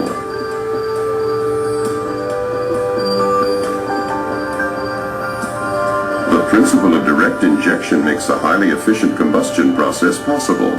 An electromagnetically operated injection valve injects the fuel, precisely measured and finely atomized, directly into the combustion chambers. The start of injection, duration, injection pressure, and injection amount are not controlled by the mechanical system, but managed exclusively by Motronic. The fuel is distributed over a rail system to the injection valves. Depending on engine requirements, a pressure of from 5 to 12 megapascals dominates in the rail. This pressure is permanently accessed by a sensor. The high-pressure pump is driven by the camshaft and is equipped with an integrated quantity control valve. This pump is capable of providing optimum fuel pressure at any time. The interaction of all the components calls for a highly complex open and closed-loop control system. Bosch's Motronic MED engine control unit takes over this job. The control unit continuously processes all the available information at very high speed and uses a variety of components to establish ideal operating conditions. The new feature is the fact that the airflow is no longer determined by physical conditions in the combustion chamber alone. The swirl control valve provides a gas flow either through the whole cross-section or only through a part of the intake manifold, thus causing a targeted charge motion in the combustion chamber. A pressure sensor determines the pressure in the intake manifold. Under certain conditions, in addition to fresh air, a defined amount of exhaust gas is also taken in.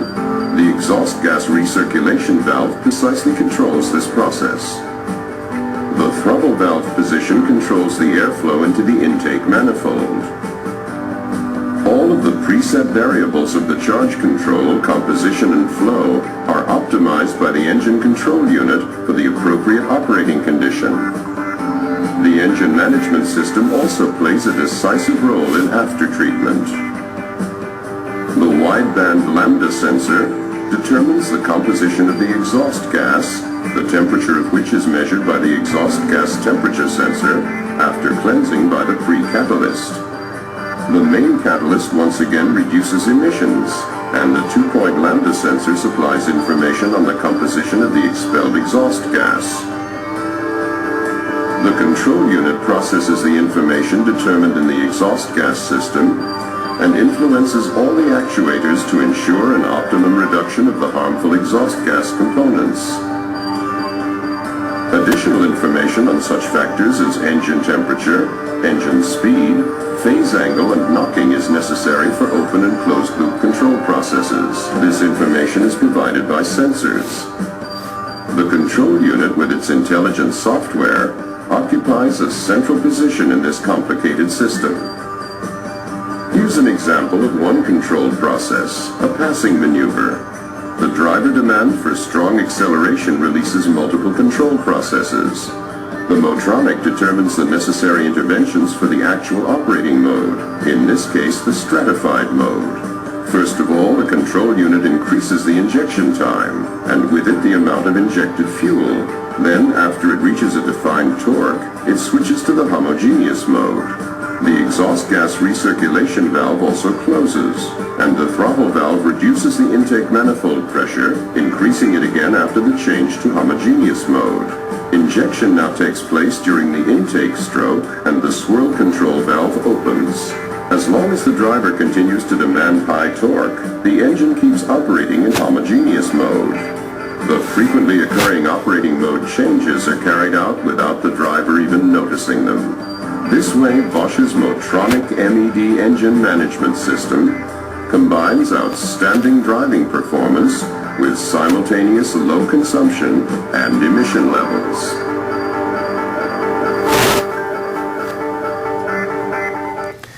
I don't think you guys have to worry about diagnosing GDI just yet. There's only, like I said, just entering here in the States. But this is what's coming, and you guys have a basic overview of how it's going to work. In a few years, I hope to be back with a class on more detailed information on specific models when we need it. But it is on its way. Okay, so back to traditional injectors and injector flow. Remember, we're trying to transport this fuel volume supply from the fuel volume in the tank through the lines and out the injectors. Okay? So when pressure or flow volume is altered by a defect in the system by one of the mechanical components or one of the feedback sensors, the injector flow rates will also be altered. Right? That's pretty obvious. Here's an example, though. PCM is going to assume normal pressure, whatever that pressure is for a particular vehicle, a particular load, and is going to deliver the expected fuel volume when it pulses the injector at a specified pulse width duty cycle. Okay? But what if the pressure regulator gets stuck? It's going to increase the rail pressure, right? So if the PCM is pulsing it at 3 milliseconds before, now the pressure goes up and it still pulses at 3 milliseconds, what's going to happen? More fuel volume is going to go into the cylinder, right? Now, PCM can see that too much fuel is being delivered. How? The feedback through the O2 sensor on that bank, right? But it can't control the pressure, but what can it do? Yeah. Yeah, it can reduce the pulse width, not hold it open as longer. So it can attempt to straighten things out, okay, by reducing the pulse width. Here's another example. Say a different type of failure. Say you had an injector with a stuck pintle. This thing's just spraying fuel. It ain't going to close, okay? PCM, again, is going to see that bank. It's too rich through the oxygen sensor, right? So what's it going to do? It's going to reduce the pulse width again, right? So say you had an injector here that was not spraying, it's just constantly open on cylinder number 3. That's going to be seen on bank 1 by the O2 sensor. But now how many problem cylinders do you have on bank 1? Why do you have 3? All right, this one's spraying. These are still spraying. Why do you have 2? Cheated with fuel because the PCM is going to dial back the whole bank, right? That's all it's got is an oxygen sensor. It doesn't have an oxygen sensor per cylinder. It's just on the bank. So now you got 3 problems. Now I've given you an extreme condition. Very extreme condition. This thing just never shuts off. What do you think, remember we talked about fuel injectors getting dirty. Do you think that all fuel injectors in an engine at 120,000 miles are dirty to the same degree? No. What it's really by particular system design and which injectors at the end may be dirtier, the basket. Some of them get dirtier than others. So, would you say it's a reasonable assumption that a lot of vehicles running around 120, 140,000 miles, whatever it is, might have, on a V6, might have injector number 3 delivering maybe too much fuel volume because maybe the pinto's dribbling a little bit, and the PCM's adjusting with a negative 9 fuel trim on bank 1. But now you've also got a severe energy loss, not just from this injector, but these injectors now are running too lean. So now you got a -9 fuel trim, which everybody says is good because it's not -11, -10 to +10, right? That's bad. It's no good, especially a gas at 385 a gallon. You got to start looking at this stuff in a different way and convincing your customers that they can save money. It's a win-win. You guys can make money doing PM service. They don't know it's broke, but you can honestly do an honest job, make money, save them money. Okay? And I'll show you a few more ways where maybe you can prove it to them in a little bit. Okay. When you test injectors, how many guys got Noid lights? How many guys use their Noid lights? Good. Yeah. You know, everybody gets afraid when I ask that question. They're afraid I'm going to say, oh, don't use a Noid light. Okay. But what does a Noid light tell you? You have a circuit. You have a circuit. Okay. Now, what if you had a Noid light, you suspect it was injector problems, and you use a Noid light, and it lights and it flashes? What does that tell you? It lights and flashes. Okay. Does that mean it's good? Just like current ramping a fuel pump, right? Doesn't necessarily mean it's good. If it doesn't flash, that's bad. Okay, you guys get the point. Why? Because the circuit's got to be loaded. Yeah. Right. Okay. How many? Yes, sir. So you would load that circuit just by putting it in parallel with the injector? Is that what you would do? How would you load the circuit? Well, I would like to look at it maybe with current ramp on the injector. But what I'm saying is that it doesn't take any load to flash that Noid light. So you could have a breakdown in the driver, you could have an issue somewhere. Just because it can flash the Noid light does not mean the circuit is good, that you don't have a problem elsewhere. And we're going to get to current ramping of injectors in a few minutes. But now, how many guys, on the other side of the coin though, how many you guys, do you ever use a resistance check on injectors? You do? Okay. Okay. Now, say you had a resistance spec of 10 ohms, and you are looking at a particular injector and you want to know is it good or bad, and you check it and it's got 10 ohms. Is that injector good or bad? Well, again, okay, you don't know. Again, it's not loaded, right? This is to illustrate my point. This is actually from a flow bench where injectors are installed to clean them. You guys have heard of flow benches. You heard of Jim Linder. Well, there's flow benches. There are benches that are capable of doing a resistance check on the injectors while they're loading them with current. And this particular example, you can see one of these stands out. Injector number 4 was only 7 ohms, where the rest were 14 and a half ohms. And I actually checked injector number 4 without a load, and it was about 14 ohms. So again, to my point, if it's not loaded, just because it's good doesn't mean it's good as far as a resistance check. Okay? If you're going to do a resistance check, the best way to do it is when it's hot. So a lot of times they'll break down when they're hot. But if it's bad, it's bad, but just don't trust it as only being good. Okay, TBI injectors was a particular type of injector. You guys remember those? You know, well, it was kind of like a carburetor sitting on the top of the carburetor. But they were called a peak and hold design. They would actually peak in current and then come down to a lower current and remain open and hold at a lower current. And any idea why that? You don't see these much anymore, but why were they designed that way? What's peak and hold for? Open. Very good. Open very quickly. Because why is that important with a throttle body? That's delivering all the fuel. Right. Because it's not just one injector per cylinder.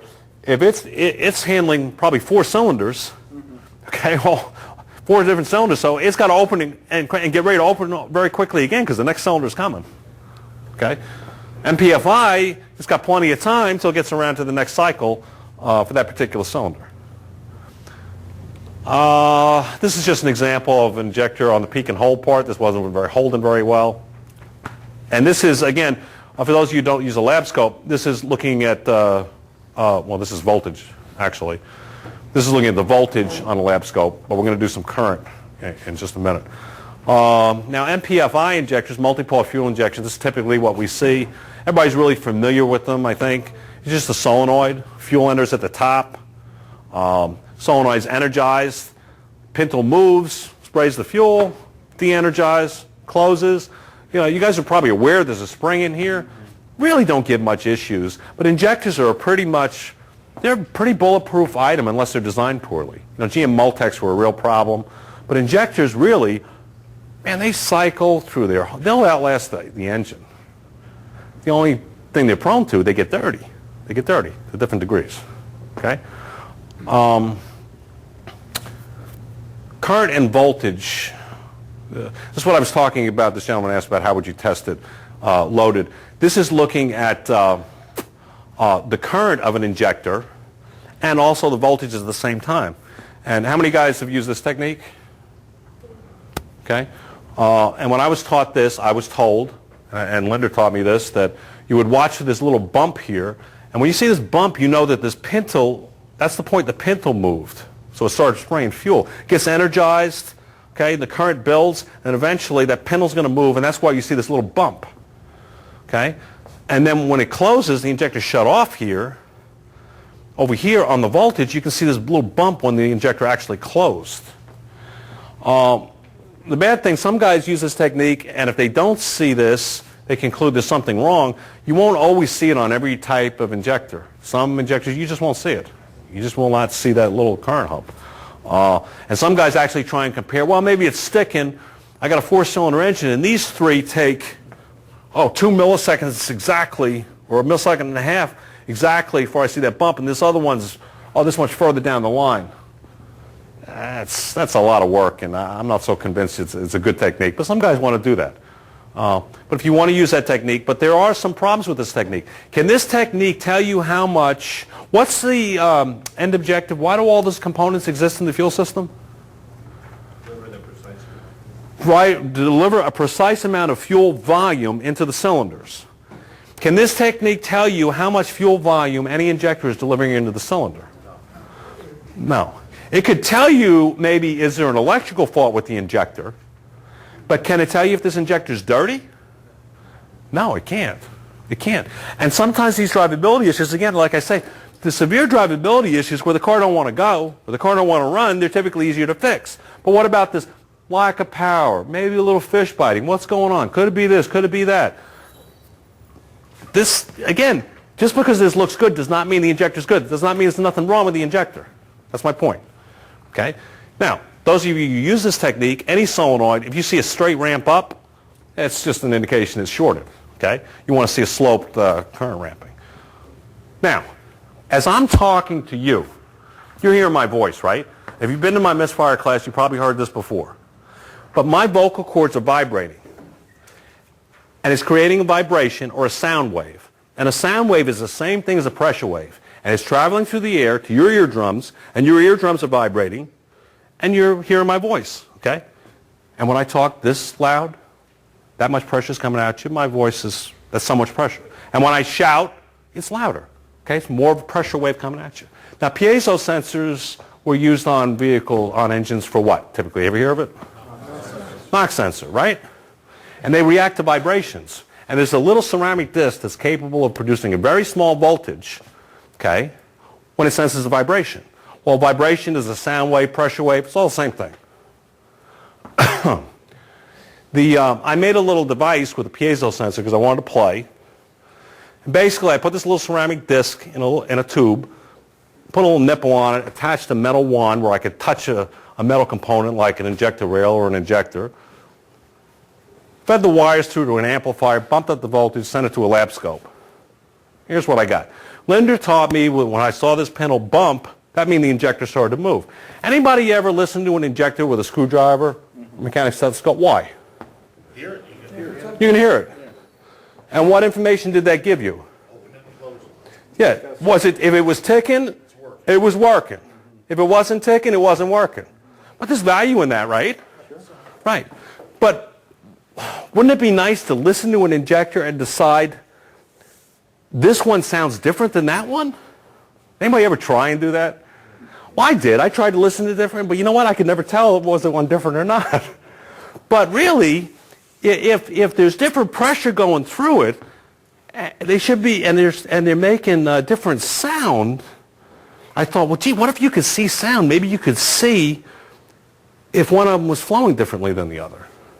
So Linder told me that when this pintle bump happened, the injector opened. And when I made this device and I touched the injector in this example, I got one channel monitoring the current and the other one, the pintle moved, and over here, it started ticking, right? And it ticked on here, and I've got a frequency going out. Just like you ever see voice analysis, like again, I'm talking to you, and my voice is different than anybody else's voice, and you have a certain pattern up and down. Well, it's a pattern. It's a chatter. And then when the injector shut off, I got another little spike here. Okay? So it's tick, tick. Now, here's another injector, and I'm showing you the voltage. Here I don't have current, so I didn't see it turn on, but here you can tell it turned on, right? It started ticking. Here's the bump when it shut off. So I got tick, tick, open, close. And I got a frequency going on. Now, in this case, I touched it. I had a 2-channel lab scope. I synced on number 1 injector on a 4-cylinder engine, and I touched this device to the fuel rail. Now, the firing order of this engine, as with most 4-cylinders, or all 4 cylinders, 1, 3, 4, 2. Which injector was not operating on this engine? Firing order is 1, 3, 4, 2. Number 4. It's pretty obvious, right? That one ticked, 1, 3, 4 didn't tick. 2 ticked, 1 again. Okay? That's a total failure. I unplugged this injector. I expected to see that. Okay? What I did not notice, and I haven't put this slide in the class yet, I just, too much to do. 3 weeks after this car was gone, I looked at this waveform again. Can you tell me the injectors that were operating, which one looks the most different? 3. The second one? Why? Why do you say that? Looks a little thready, a little narrow. When I expanded this, again, this is a Pico lab scope. It's a great lab scope. You can expand this thing out and really zoom in and look at detail at each one of these, and they would look just like this. When I zoomed in on that one that looked funny, the others looked identical. This one had a different frequency. It was talking with a different voice. It was singing a different tune. This injector was partially restricted. Now, this was a good running car, except when I had this injector unplugged. This was not a big issue, drivability issue, but this vehicle needed to have the injectors clean. So I could look at injectors a different way now, and I could decide that maybe some of these fishbite issues or lack of power, I could start picking out injectors where I couldn't do it electrically. There's another way, though. Have you guys heard of a sensor called a first look sensor? You guys, recently you've had classes on pressure transducer diagnostics. I think a few of them. And I think I was up here a couple years ago, did a misfire class where I talked about it. Some of you may have been here. And a lot of guys are talking about that now. And it's great. I've been talking about this stuff for the since the turn of the century. And people are starting to listen. This is a hot topic now. Okay? I started talking about this stuff. A lot of people are paying attention. But the first look sensor, there's a piezo device in this sensor. Excuse me. They make 2 types. They make one that'll screw to the Schrader valve on a fuel rail. And all it's doing is just picking up the pulsations from the fuel rail. And there's another device that you put in a tailpipe, okay, and it picks, or you can put it also to the fuel pressure regulator on the diaphragm to pick up vibrations from it. And that's what's been done here. You'll notice this is some software that I developed. I used it in my misfire class, but I've added a few functions to it. But here I'm monitoring injector pressure. Did the same kind of thing. I've got it synced on a channel, but I've got the columns labeled out for you. Which injector was not operating on this vehicle? Yeah, in this case it was 2. Nothing happened, right? Is there anything wrong with that one or that one or that one? I don't know. But I know that one looks a lot different than the rest of them. I know for sure there's something wrong with number 2. Let me show you another one. This one was where it was attached to a fuel rail. Now all these look a little different. And this is a Chrysler V6 engine. The fuel rail is on the driver's side of the engine where the Schrader valve is, but the rail goes all the way around. But I'm getting a vibration from each of these injectors through that fuel rail. Now, tell me which one of these injectors looks most different than the other. 3? Well, how do you know? What's different? Pretty easy to see. If you don't have these numbers here, you don't have these columns here, this looks like a bunch of doo-doo, other than it being a repeating pattern. But if you look at this in this way, this one here, number 1's got a peak, number 2's got a peak, number 3's way down here, 4, 5, 6. You can look at injectors that are either not operating or not spraying the same amount of fuel as the other injectors. And you can do it with this technology and uncover issues that are not severe drivability issues where they fall on their face, but more like fish bite issues, lack of power issues. Something to think about. different way. All right, so we're talking about, we're going to go on to, again, read my article in Motor Magazine this month about carbon deposits and dirty injectors. So I'm going to go through this quick because you're going to read it in the article. But basically, carbon buildup will also reduce the fuel efficiency of an engine. Carbon, when it builds up on the valves, it acts like a sponge, right? It attracts some of the raw hydrocarbons into it, and that's where the carbon comes from. And it's just a growing problem, keeps going up and up. I mean, that's a real simple explanation. But when that happens, remember I asked you earlier, what does an injector do to the fuel? It atomizes it, okay? Is atomization, is that what's required for combustion? Is that good enough to combust for combustion? Atomization. Right, but no, that is not good enough for combustion. The reason that gasoline direct injection is 5 times smaller atomization is because the smaller you have the atomization, the easier it is to vaporize the fuel. In traditional injection, where does the fuel spray? On the back of the valve. The valve is hot, right? So you spray a finely atomized mist on the back of a hot valve. What happens? It vaporizes. Atomization is not good enough for combustion. You need to vaporize it. If you have a heavily carbon valve, acts as a heat insulator, you don't have good vaporization going on, you don't have good combustion. You've got to reduce combustion. How about a cold engine? They spray a lot of fuel, right? Because everything's cold. It's a lot harder to vaporize enough fuel for the darn thing to run. That's why they spray a tremendous amount of fuel. But again, when you insulate these valves with a lot of carbon deposits, it won't vaporize properly. Now there's different degrees, okay? And there's different ways to clean injectors and also valves. On-the-car machines, they do a pretty good job. How many guys have got on-the-car cleaning machines? Okay? How many clean injectors here? What other types of equipment do you have other than on-the-car cleaning machines? Canister, Tectron, yeah, there's different methods, right? Hang under the hood. There's even pour in the tank. But there's different kind. But I always thought that the on-car cleaning machines, they got to be better, right? Because why? They're more expensive than the type you hang under the hood, right? So they got to be better, right? I was surprised, which I'll get to in a few slides. I was kind of surprised at what I saw, at least in my area of the country. But anyway, I can tell you, this equipment here, you guys have all heard Motovac. There's another very good company from Greece, which I import some products for, called Carbon Zap, and they make an on-the-car machine. And they told me that Motovac also makes a very good machine. Theirs is equal to Motovac's, but Motovac, there's nothing wrong with it. It's a good machine. But they told me that both their machine, on-car cleaning machine, and Motovac's on-car cleaning machine is 75% or less effective in cleaning injectors.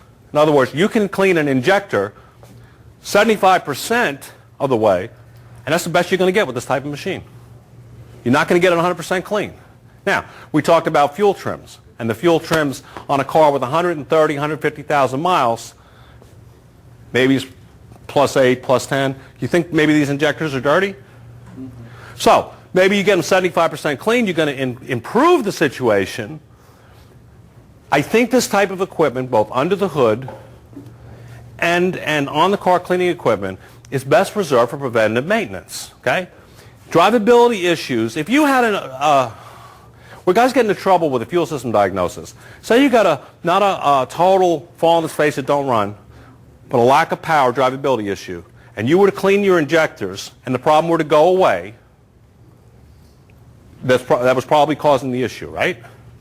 But if it's only 75% cleaning, and it was that bad you were feeling a severe drivability issue, is that problem, these injectors are not 100% clean, right? It's going to come back. And maybe it takes 2 months, maybe it takes 6 months, maybe if you're lucky it takes 2 years. I don't know. But my point is, you charge a guy to fix his car, and 2 months later he's got the same problem. Maybe he doesn't even come back to see you. Maybe you lose a customer. There's nothing wrong with this type of cleaning, can under the hood or the on-car cleaning as a PM service, but be careful if you're using it to fix the drivability issue. Now, where a guy's really getting into trouble, you got a car that's got a lack of power drivability issue, and you say, I think it's the injectors, I'm going to clean them.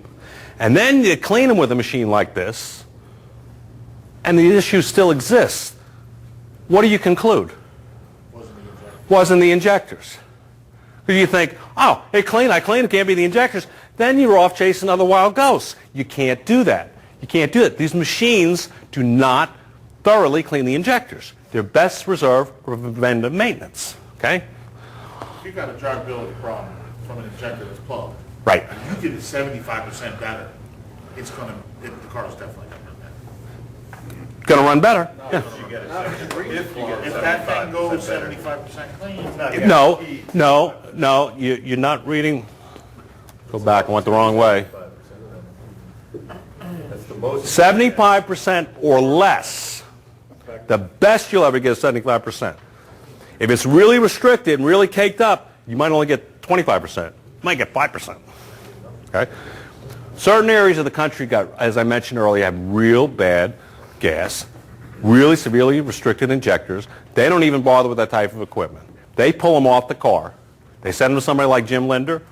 They buy them from an auto parts store, already reconditioned. Remember I told you injectors, basically they'll outlast the engine. Unless you have a bad design like Multex, they all went bad all the time, the electrical component. But if the electrical part of an injector is good, they get dirty. Okay? They need to be cleaned. They can be cleaned off the car with ultrasound. How many have been to the dentist? Their dental picks, tools. How does he clean it? With ultrasound. It cleans. Ultrasound cleans. Basically, you put it in a bath with a solution, these injectors, and then you're actually sending a sound wave frequency through the bath to create cavitation bubbles. Okay, not to damage it, but to clean it. Different frequencies, different size bubbles, clean different parts of the injectors. These machines, made by Carbon Zap, and also there's another company, Asnu. You guys heard of Asnu? Okay, they're probably a little bit better known name. They're 99% or greater effective cleaning. So then when they're clean, they're basically OEM spec. They're back to OEM spec. Remember we talked about when injectors, when the car's brand new, the fuel map programmed by the manufacturer. That's why you have zero fuel trim, long-term fuel trim. You clean injectors this way, you're back to OEM new. Okay. This is just an illustration on the machine. After they're clean, they have to be measured to make sure that all these injectors are flowing the same amount. Okay? Make sure they're clean. Make sure there's nothing wrong with the pintle. It's not worn out. Some issue there. Okay? You also check the electronics, of course. You could actually have the same volume, but have two completely different spray patterns. A good one and one that's shooting out to one side could deliver the same volume. Okay? So the spray pattern is important, and also the volume it delivers. Okay? You pulse all these injectors for 3 milliseconds. You want to see this volume out of this set of injectors within 3%. That's what the OEM spec is. That's what a reman injector spec should fall into. Someone asked me earlier during break, I would just put new injectors in it. Yeah, because you guys don't replace a lot of injectors. But if you're in an area of the country where you're replacing a couple hundred injectors a month, instead of spending $90, $100 per injector, if you can buy them reconditioned for $30 a piece, it's as good as new. Or if you're doing that many injectors, you buy one of these machines, it costs you electricity. Okay, you clean the injectors all day long instead of buying them $100 a piece. But you can charge your customer $100 a piece because that's what you would have paid for a recondition, or $30 a piece, whatever the going price is. Flow difference of 8% in a single fuel injector can be enough to cause a drivability issue or misfire. So you could have one injector that's only 8% dirty. That can be enough to cause that little fish bite or that thing that you're hunting, lack of power. Okay. Here's just a representation before and after. Spray patterns. Before, some of these are bad. Now they're good after they're clean. Again, it's not good enough to just clean them, but you got to test them. That's what these machines do. Okay, cylinder balance. And again, you guys have had a lot of pressure transducer diagnostics classes lately. I've been talking about this stuff for years. Okay. Any of you guys, and I've got some information up here if anybody wants any after class. Anybody heard of ACE misfire detective? If you've been to my class, you did.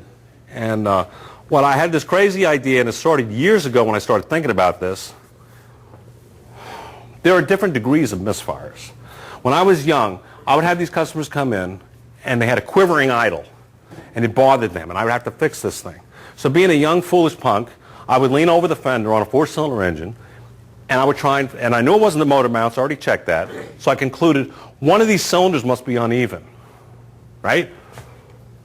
Causing that quiver. This engine's not running smooth. There's something wrong with one of the cylinders. I don't know what's wrong with it, but I want to find which cylinder it is. So I would lean over the fender, and I would take one plugged wire loose at a time in an attempt to figure out which cylinder was causing that quiver. And obviously what would happen is I took each plug loose. The quiver got worse, okay? And I could never find it that way.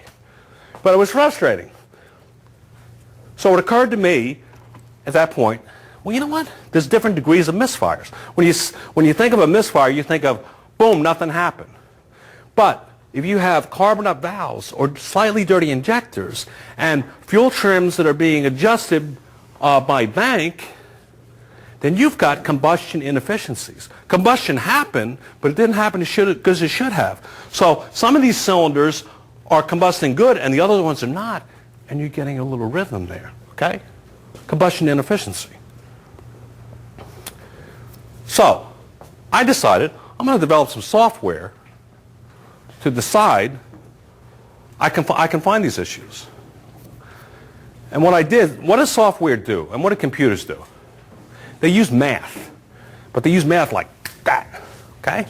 So I decided, listen, if I could use a 2-channel lab scope and I could sync to a particular cylinder and tell when a spark happened, I'll know where the piston was on that cylinder. And then if I know that it takes 720 degrees to get from that cylinder back to that same position, and also how many degrees until the valve opens, and I can program all this in the software, I can look at the tailpipe and look at the exhaust strokes coming out of the tailpipe and maybe see what's going on. Now, you can listen to a tailpipe, and an exhaust stream is a misnomer, okay? It's not a stream of exhaust. What's coming out of the tailpipe? Pulses, right? One for each exhaust stroke. It just happens so quickly, I can't hear it with my ear, but if I can translate sound to a picture, now I can see the sound, maybe I can tell something. So, based on calculations, I developed software. As you can see, this red line here is synced to a cylinder. Okay, so I know where this piston was on this cylinder that I synced to. It's a 6-cylinder engine. I've got, on the blue line, exhaust strokes. There's a pressure wave, another one, another one, another one, another one. So between here and here, all 6 exhaust strokes came out of the tailpipe, and they were all even. Over here, this time, this cylinder, number 3 cylinder, it misfired. How can I tell that? Because the pressure wave in that exhaust stroke was a lot different than the rest of them, right? Pretty darn simple. This was a very, I don't have time to get into the whole sample and the story of this. This was a very intermittent misfire from an injector. There was nothing electrically wrong with. It was dirty. I don't know what the heck was wrong with it. We just changed the injector. It would just happen every once in a while. But with the software, it's just a no-brainer. Software does math, says, oh, that exhaust stroke is way out. The pressure wave is way different. There's the misfire. But when I developed this, what I was seeing, these engines that had these little quivers, or sometimes something I couldn't even feel,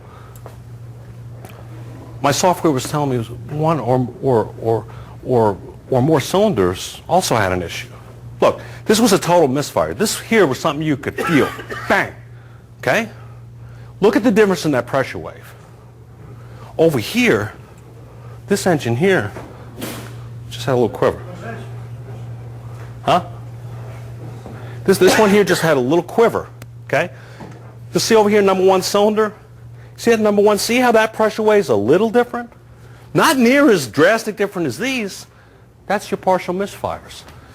Software is telling me out of 95 samples, this whole bank is counting up the misfires, the partial misfires on this engine. And I can prove it now. Okay? So in this case, it's important to know total misfire, which cylinder it came from. In this case, really, it's not really that important to know which cylinders it is. What I want to do is convince my customer that he's got an issue with some of these cylinders, they're inefficient, and if he lets me service it, maybe we can save him some money. So, I redesigned the software a little bit, and I say, you know what? I'm going to get rid of these cylinders for this purpose because I just want to talk to these customers. He doesn't know it's broke. I don't want to confuse them, tell them, you know what, cylinder number 3 and cylinder number 4, you've got an issue, blah, blah, blah, blah, blah. I'm always going to tell them, your overall combustion efficiency is down. So I do a lot of study, get a hold of a lot of vehicles, and typically the vehicles, and I went into nationwide chains, local shops, went all over the place, and I've got the average vehicles coming through these shops 5 to 7 years old. 70% of them I'm showing a need for fuel system cleaning and decarbonization. This is a 4-cylinder engine, and again, I took the numbers away because it's not important. But can you see that a 4-cylinder, these exhaust strokes are not all even, right? Based on the amplitude difference and the research I've done and the before and after cleanings, I can put a number on this of how inefficient these engines are. Software crunches the math, and on this sample, and this is just one frame of about, I don't know what this says, 19, 20 samples, takes about 30 seconds, gives me a bunch of cycles as the engine's turning over. I can rate this engine as between poor and very poor. He's wasting fuel. He's combustion inefficient. All these cylinders are not the same. Combustion's happening, but it's not happening to an optimum degree. Back to the point about under the hood versus on the car cleaning equipment. I tried all methods, and the under the hood service in almost all cases did just as good a job in my area of the country. And what they were doing was induction cleaning, knocking carbon off the valves, pouring clean your fuel injector fluid in the tank, which had I could not get results on that because you'd have to drive the car a few weeks, or at least a few days, a few hours. But doing induction service, knocking the carbon off, I was getting results from this, turning to this. You'll notice it's gone from earlier sample between poor and very poor to very good. You won't always get to very good. Sometimes you go up, if it's way down here, you'll go up to marginal or good, but you'll always see an improvement. But you'll notice on this 4-cylinder engine, all these 4 exhaust strokes, aren't they even now? And the quiver's gone. You guys have done fuel system cleaning on a quivering engine, and after it's done, you see it smoothed out? Have you seen that? This just is a way to prove it to your customer. And you can do this with a pressure transducer stuck up the tailpipe and some software to print out a report and show it to your customer. You know what? Your injectors are dirty. You need to clean them. I can save you money. You can pay me some money. We're all happy. But it's possible. There's different degrees of misfires. There's total misfires and partial misfires. That's my point. And these pressure transducers is a fantastic way for diagnostics. Okay, let's talk for a minute about Ford electronic returnless systems. There is no return line. There's no mechanical regulator. It has a fuel pressure sensor, and it does have pressure regulation. The PCM is the pressure regulator. In theory, PCM is going to decide what fuel pressure it wants the system to operate at. Once it decides that, it's going to send out a command of between 5 and 51% to what's called the fuel pump driver module. So the PCM decides it sends a 25% command. The driver module then doubles that command. If it's 25%, it's going to double it to 50%. That's going to be the duty cycle of the fuel pump. So it's on 50% of the time, say. Say it decides PCM wants it on 50% of the time to maintain the pressure, whatever pressure it wants to put it at. Okay? That doesn't mean it's on for 20 seconds, off for 20 seconds. It's pulse width modulated. Just very quick, just a duty cycle, like an injector, on, off, very quickly. Half the time it's on, half the time it's off. That maintains a particular pressure, PCM hopes, in the fuel rail. The PCM monitors that pressure by the FRP sensor, sends a signal back to PCM so it can adjust the pulse width to keep that pressure at, say, 40 psi. Okay? That's the theory behind it. The driver module, if something goes wrong, it will send a duty cycle signal back to the PCM on a different line. And depending on what the pulse width modulation of that signal is, PCM is going to set one of these 3 codes. So really where the codes come from is from the driver module, telling the PCM by a duty cycle signal which code to set. It's not, that's not particularly important. Okay? The operation, though, is just like normal. Okay?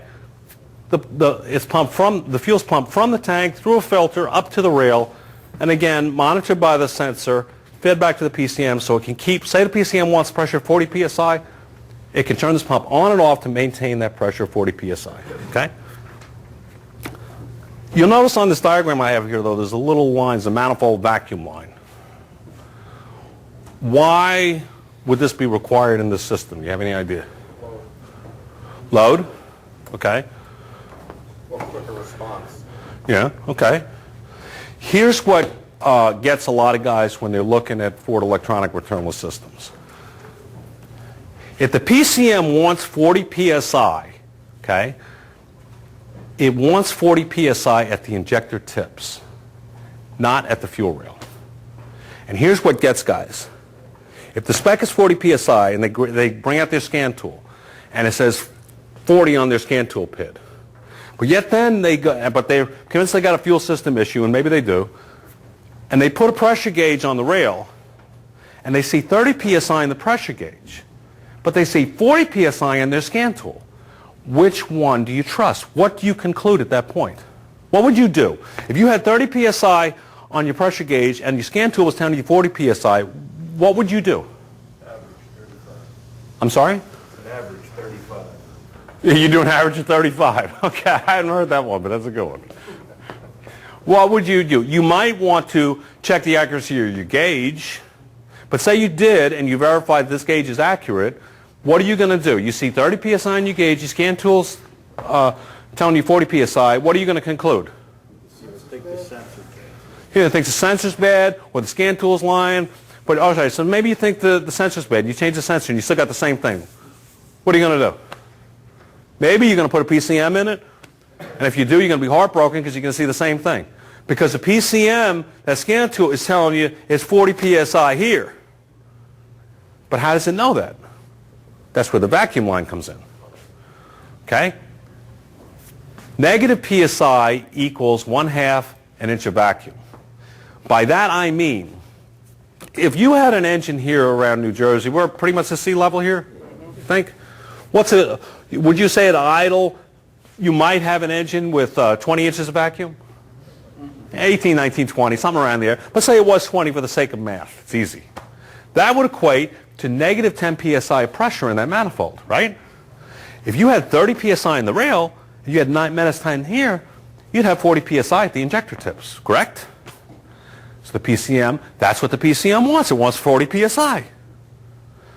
But if you don't know that, you're going to think there's something wrong with that sensor or the PCM, okay?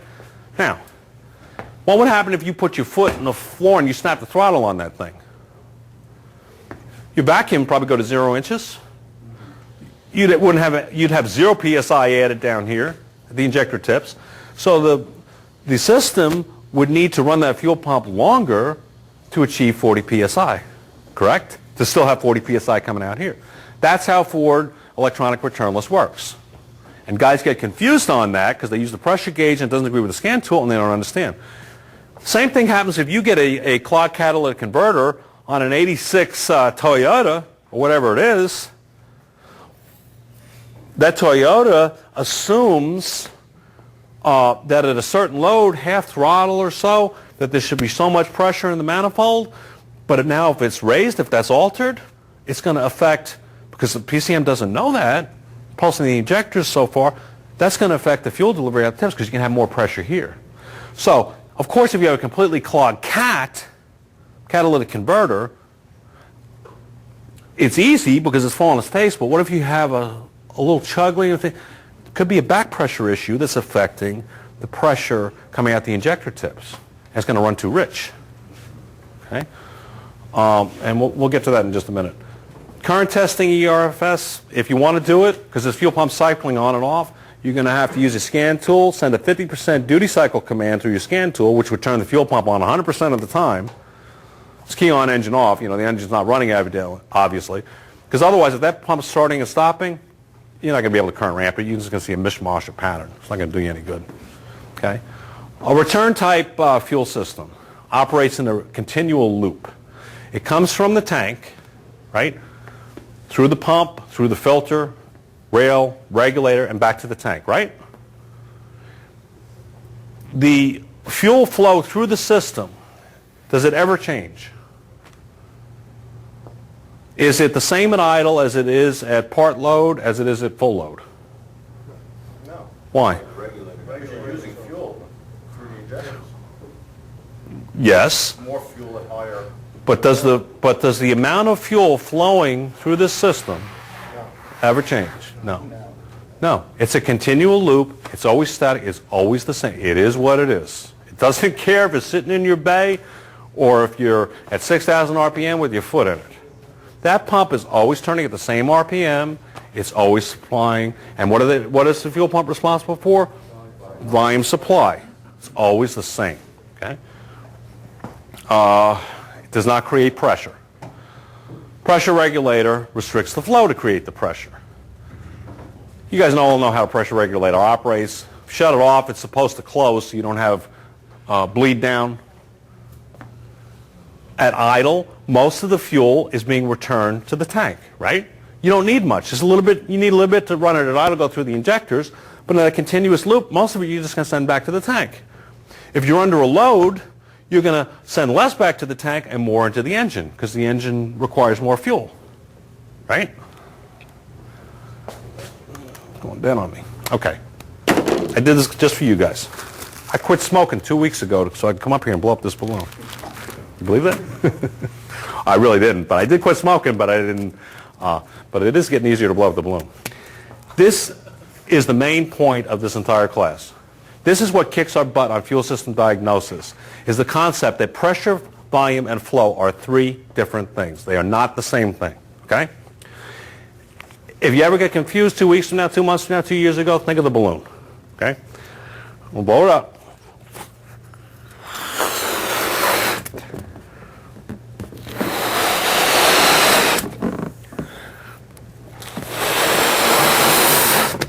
Okay. Would you agree this balloon has pressure? How much pressure does it have? It's got to have like Yeah, I don't know.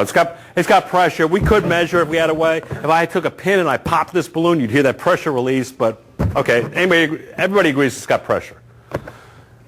Does this balloon have volume? How much volume does it have? It's got 3 lungfuls. 3 smokers' lungfuls, okay? But that's a measurement, right? And we could measure the pressure, and we got 3 smokers' lungfuls. That is a measurement. Does it have any flow? Not yet. Not yet. Everybody always gets it. Okay, now it's got the flow. But that's 3 different measurements. There's a measurement of pressure, measurement of volume, measurement of flow. 3 different things, okay? They're not the same thing. My battery's dead. Okay. Pressure is energy divided by volume. Pressure is the amount of force measured in pounds per square inch that is exerted on the available volume of fuel in the rail. So pressure is the force on the quantity that's there. Volume is a measurement of quantity. How much? 3 lungfuls. Or some kind of measurement which we haven't gotten to. There's a way to measure how much fuel is there. Okay? And flow is volume over time. We were talking about measuring with a stopwatch, I think it was over here in this area, measuring over time. Okay? Here's another illustration. A closed faucet will have available volume and pressure, but no flow. Back here on this side, would it have volume? Quantity back here? Yeah. It would have pressure, right? Wouldn't have any flow unless you open the spigot. And again, flow is the amount of volume, the measurement, how much is there, can deliver over a period of time, you know, watching your stopwatch, as some of these gentlemen indicated. Anybody remember these type of systems? Old Fords, I had a Cosworth Vega that had one of these, had 2 fuel pumps, one in the tank and one on the fuel rail. Remember these? Why have 2 fuel pumps? What was the purpose? I'm sorry? Private pressure, volume and pressure. Volume and pressure, right. So the tank and the pump was responsible for providing the volume supply, fuel volume supply, and the tank outside would pump the pressure up, right? Okay. Raising pressure will never increase your flow, okay? Can't do it. Can't do it. Say you had this pump here, and you had this much fuel volume available in the holding tank to be pumped through this pump, and you had 12 volts of voltage supply going to it, okay, and it was turning at 5,000 RPM, it's going to output a certain amount of flow, right? Whatever that output is. If you put the same pump here and you put another one in front of it to pump up the pressure, can this system ever deliver any more flow provided this is turning the same RPM and same current supply? No. No. It can't deliver more than it's coming into it, right? It could increase that pressure, but it can never deliver more. So raising the pressure will not increase the flow. If the flow ain't there, the flow ain't there. Raising that pressure is not going to get it back for you. Maximum flow capacity is fixed unless you raise the vehicle on a lift and you dent the line like the guy the other night, and it depends on how much you dent it. Then you could reduce the maximum flow capacity, okay? Can't be increased, but can always be reduced. What else could reduce the flow capacity? Filter plugging up, okay? Maybe a fuel pump that ain't up to snuff because it's responsible to provide the volume supply, okay? And what does that do? What's the end objective of the system?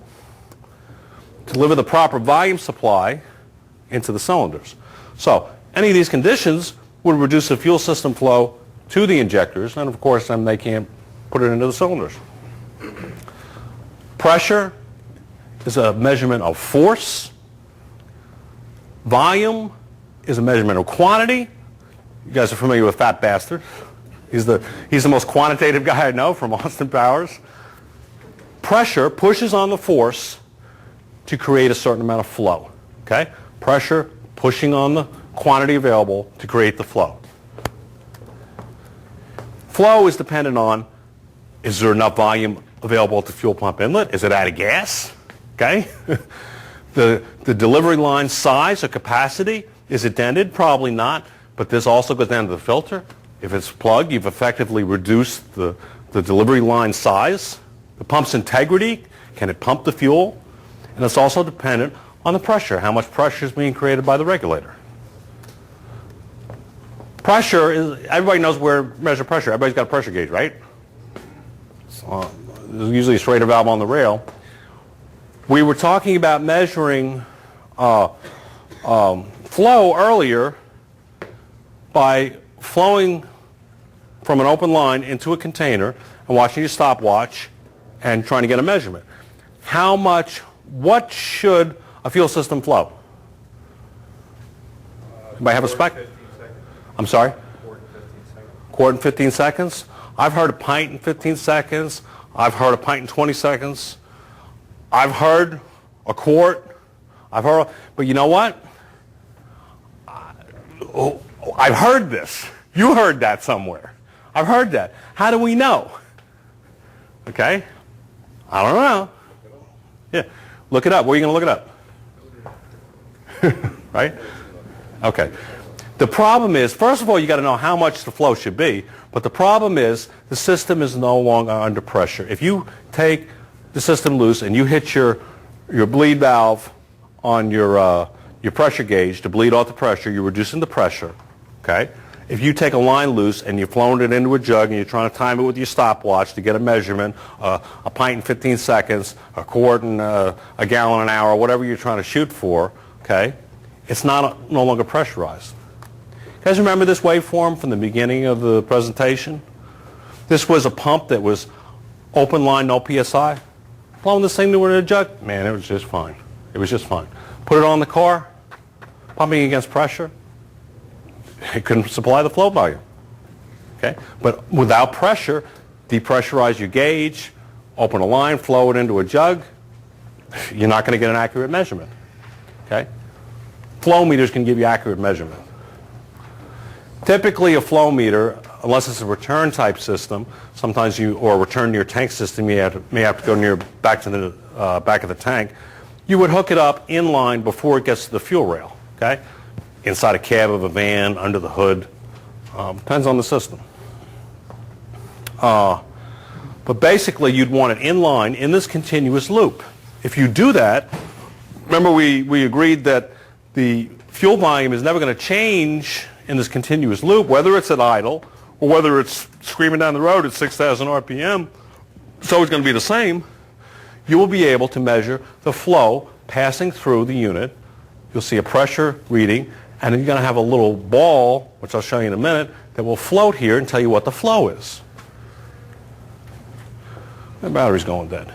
But you would do it in the bay at idle. Okay? Flow always drops before pressure. So, anybody ever tape a pressure gauge to the windshield? For what reason? Driving down the road. And what would that tell you? Pressure drops off, you've usually got some type of problem you're trying to figure out. Right, okay. Okay. Under a maximum flow, when the flow should be higher, your pressure. Right. And typically, that's a good test, because eventually, if that car eventually don't want to go no more, the pressure will eventually drop off. But way before that pressure ever moves, that flow is going to go down. So, in the case where you're trying to diagnose a car that's easier to diagnose because eventually you just don't want to go no more, that method will tell you that pressure will eventually drop. When you're trying to diagnose a car that's got a little fish bite or a little lack of power, you may see a perfectly normal pressure reading, but your flow's way down and you'll never know it. You won't see it on a pressure gauge. You will not. Could low flow occur with normal fuel pressure? I'm going to answer that question for you. Yeah. This is a 98 Mazda Protege with normal voltage going to the fuel pump. It's about 15 volts was the charging system voltage. Maybe it was 14.8. I probably rounded it up to 15. I don't remember. What I got was 38 pounds of pressure. Okay. This unit was hooked in line before it gets to the rail. And I measured 0.53 gallons per minute of flow. This ball was floating at that level. Okay, that's my flow that exists in the system. What we did was reduce the pump supply voltage. Dialed it back to 11 volts. Fat bastard went to skinny bastard. I still had 38 psi. I had 0.28 gallons per minute of flow. Almost half the flow. Now, I measured this at idle in the shop. Okay? Do you think that this engine ran bad at this point? No, exactly. Somebody said not at idle. Not at idle. There was plenty enough flow in that system to keep that engine idling at 750 RPM. But now, had that vehicle been driven, I don't know, 2,500, 3,500, 4,800 RPM, depending on the load, eventually it will run out of gas because it didn't have enough flow. But the pressure was unchanged. At idle, if you drove it at 4,800 RPM, that pressure would drop off When would it drop off? when the injectors didn't have enough fuel to supply the engine. Right? But what if 0.28 gallons per minute was enough flow to carry it to 4,000 RPM and I wanted to run that engine to 5,000 RPM? Eventually it's going to start dropping off, but the pressure could stay there. You have pressure if you don't have enough. If it was enough, you get your critical mass point. What I'm trying to illustrate is you're going to go to a slightly lean condition, not a fall on your face, run out of gas, depending on where the flow is, but your pressure is not, your flow is going to drop way, way before your pressure is. Okay? So you can have a lack of power issue. Okay? You can have a fish bite issue. You can have this difficult drivability issue to diagnose. Okay? The ones that when they don't want to run, they don't want to run. They're easy. That pressure will eventually drop. But right here I'm showing you flow is going to drop way before. And you know there's a problem coming. Okay? Now, you don't know where it is. It could be in the filter, it could be in the pump, but you have to track that down. But high resistance in the power or the ground circuit in the pump will affect the pump supply voltage, okay? Voltage drop. Voltage drop on the power side or on the ground side? Yes, sir. How do you know how much flow you should have? Yeah, we're actually going to get to that. Yeah, that's a good question. This is a good question. Okay? Lower voltage at the pump terminals decrease the motor torque, okay? Less torque from the pump motor means lower flow volume. You guys, it's happened to me. I don't know if it's happened to you on these old style especially. I mean, I put a pump in a car. Yeah, it's before I measured flow one time. And put a brand new pump in it. Darn things, it didn't improve the drivability issue. It was still running out of fuel. Put another one out of this darn pump. Put another one in it. Probably put a third one in it. I don't remember. Well, what was the problem was the first pump had burned the connector, and I had a voltage drop going on. And these other pumps I was putting in it didn't have enough power supply, just like where I reduced on my Mazda. And my pressure gauge told me everything's cool. But yet the darn thing, still the drivability issue still existed. And it was because I didn't check. And what I'm telling you is you need to check your voltage supply to the fuel pump as far back as you can get. Because if you have an issue that it's not getting charging system voltage, what if the alternator's not working? Or what if the alternator's weak? That's going to affect it too. Remember I showed you the current ramping in the beginning, key on engine running, key on engine off? Significant difference in the amperage drawn. That would also be a significant difference in the fuel volume supply provided by that pump. Okay? Other causes of low flow. Obviously a dented fuel supply line, a worn pump motor, restricted fuel filter, low charging system voltage, I think I mentioned. Eventually you're going to get burned if you're not aware of this fact. Pressure, flow, volume, 3 different things. Balloon, remember that one. Okay? But proper fuel system analysis includes not only testing fuel pressure, which we all do, testing fuel flow, but also testing map pressure, or engine vacuum, and exhaust back pressure. How many of you guys got a vacuum gauge? Everybody. If you've been to my misfire class, you probably know my next question. How many of you used it in the last 6 weeks? A little less. How many of you used it in the last 2 weeks? A couple of guys. How many of you experienced a drivability issue in the last couple of weeks? Okay, all right. I'm going to admit to this one. You see where I'm going. Any drivability issue, 3 possible causes, right? What are they? Ignition, air-fuel ratio, or engine mechanical, right? Vacuum gauge, how easy is that? Rule it in, rule it out. Exhaust back pressure. Normally, you want to see it idle below 0.5 psi, 2,500 RPM, should be below 1.5 psi. Again, that's an average across the board, but that's a pretty good average, I guess. What would happen if you had excessive back pressure? Lowers the manifold pressure. Now, you've all seen restricted cats, right?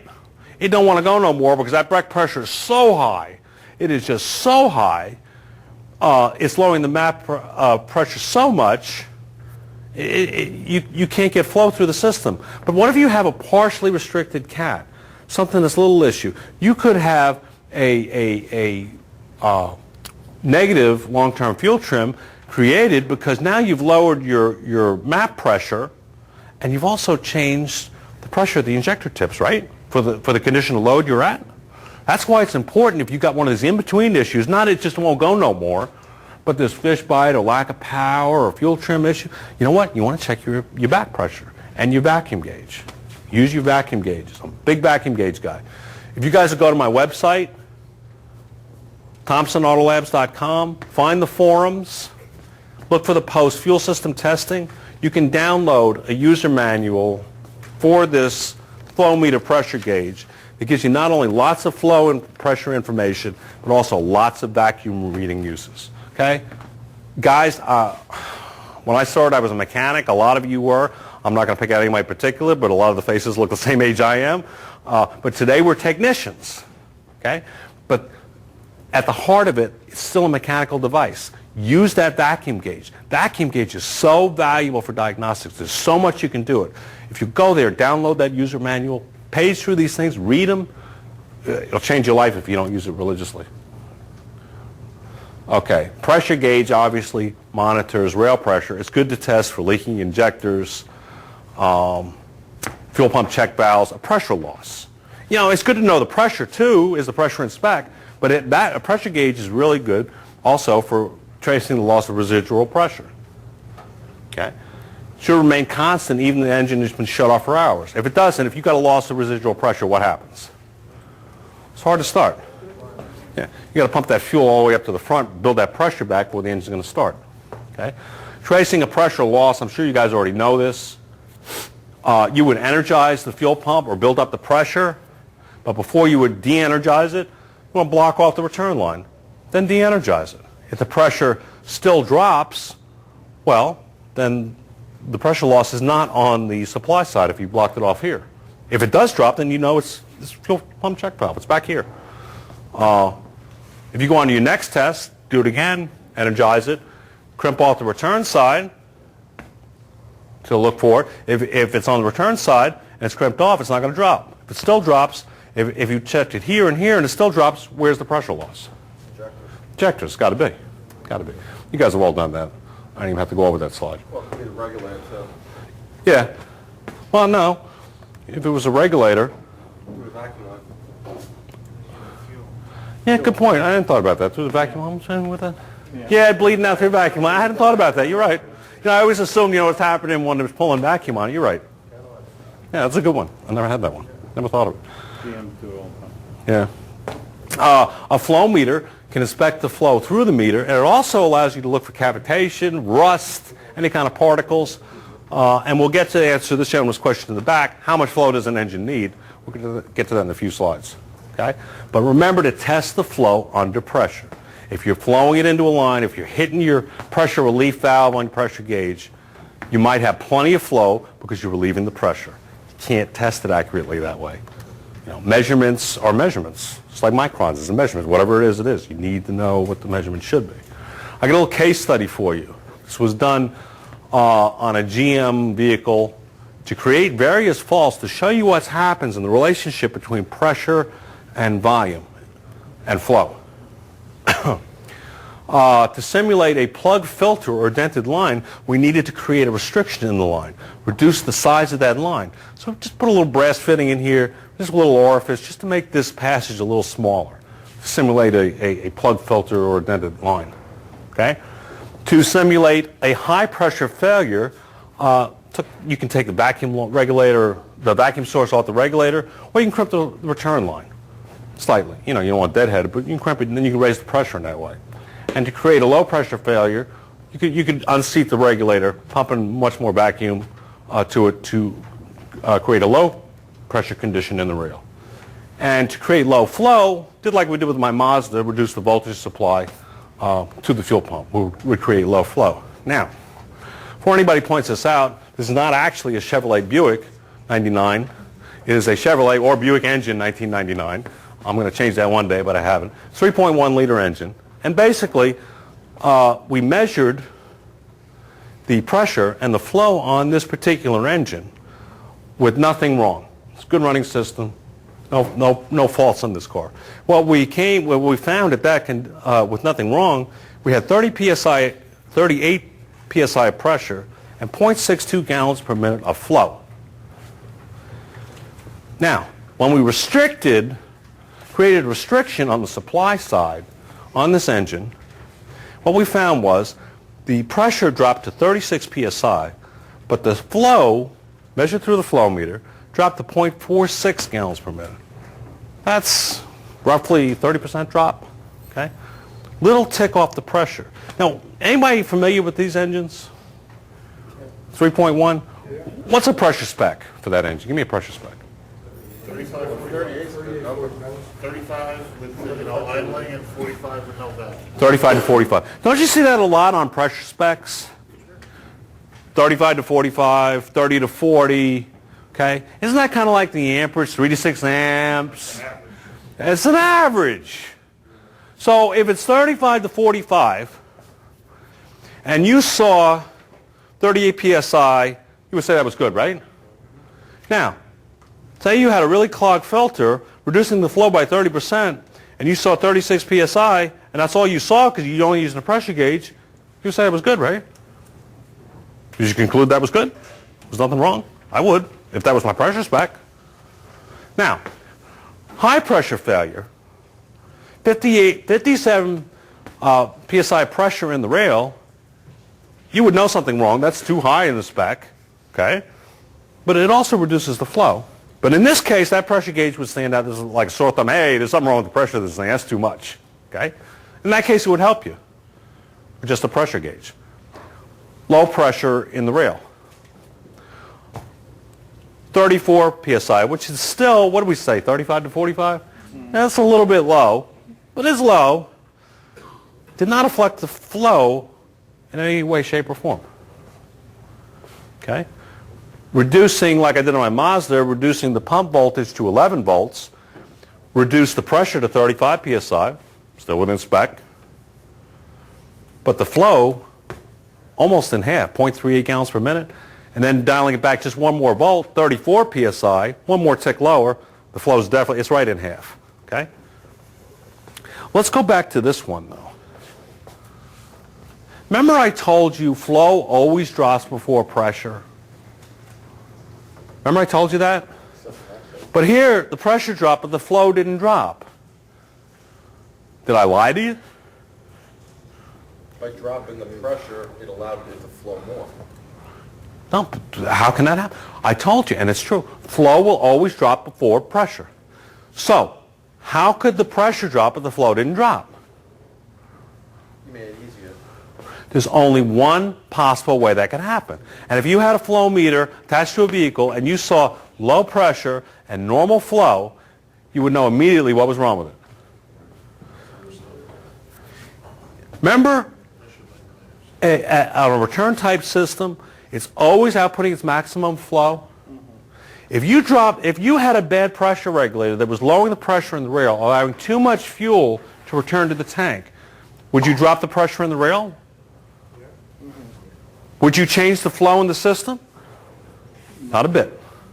Not a bit. You would change the flow going into the cylinders, but you would not change the flow you would read through a flow gauge. Okay? It would stay exactly the same. Everybody with me on that? Right. So if you saw those readings, you would know immediately fuel pressure regulator is the only possible cause for this, this issue. Okay. Let's review this for just a minute. The fuel system's goal is to provide what? Proper injector flow into the system, into the cylinders. Okay? A measurement, flow, an amount, flow. We know that current ramping will not always isolate faults. If it looks bad, the motor looks bad, put a bump in it. If it's that choppy waveform and that's that bad, yeah, it doesn't fix the issue, go on. But just because it looks good, don't assume there's nothing wrong with that pump. We know that measuring fuel pressure will not always isolate faults. And we know that measuring flow under pressure is critical. You can't just flow it into a jug. You can't just hit your relief valve on your pressure gauge. You know? If it's a total failure and that works and you can isolate, oh, it ain't no good, that's okay. But these partial issues, you won't find it that way.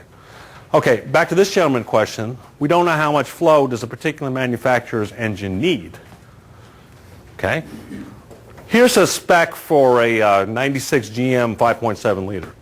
Key on, engine off, GM says you should see 41 to 47 psi pressure. Idle, 31 to 44. That's a 13-pound difference. That's a wide spec. And they're all like this, all these pressure specs. They're pretty darn wide. And GM will never ever tell you what the flow should be. I've seen one published spec on a flow, and it was from Audi. I came across it because I've searched and searched for them. It's like an 86 Audi something or other. And they had a published spec on it. And it's because, there's probably some other Europeans that do it. They've used these flow gauges in Europe for years. They understand this. They're just trained a little differently when it comes to flow than we are here in America.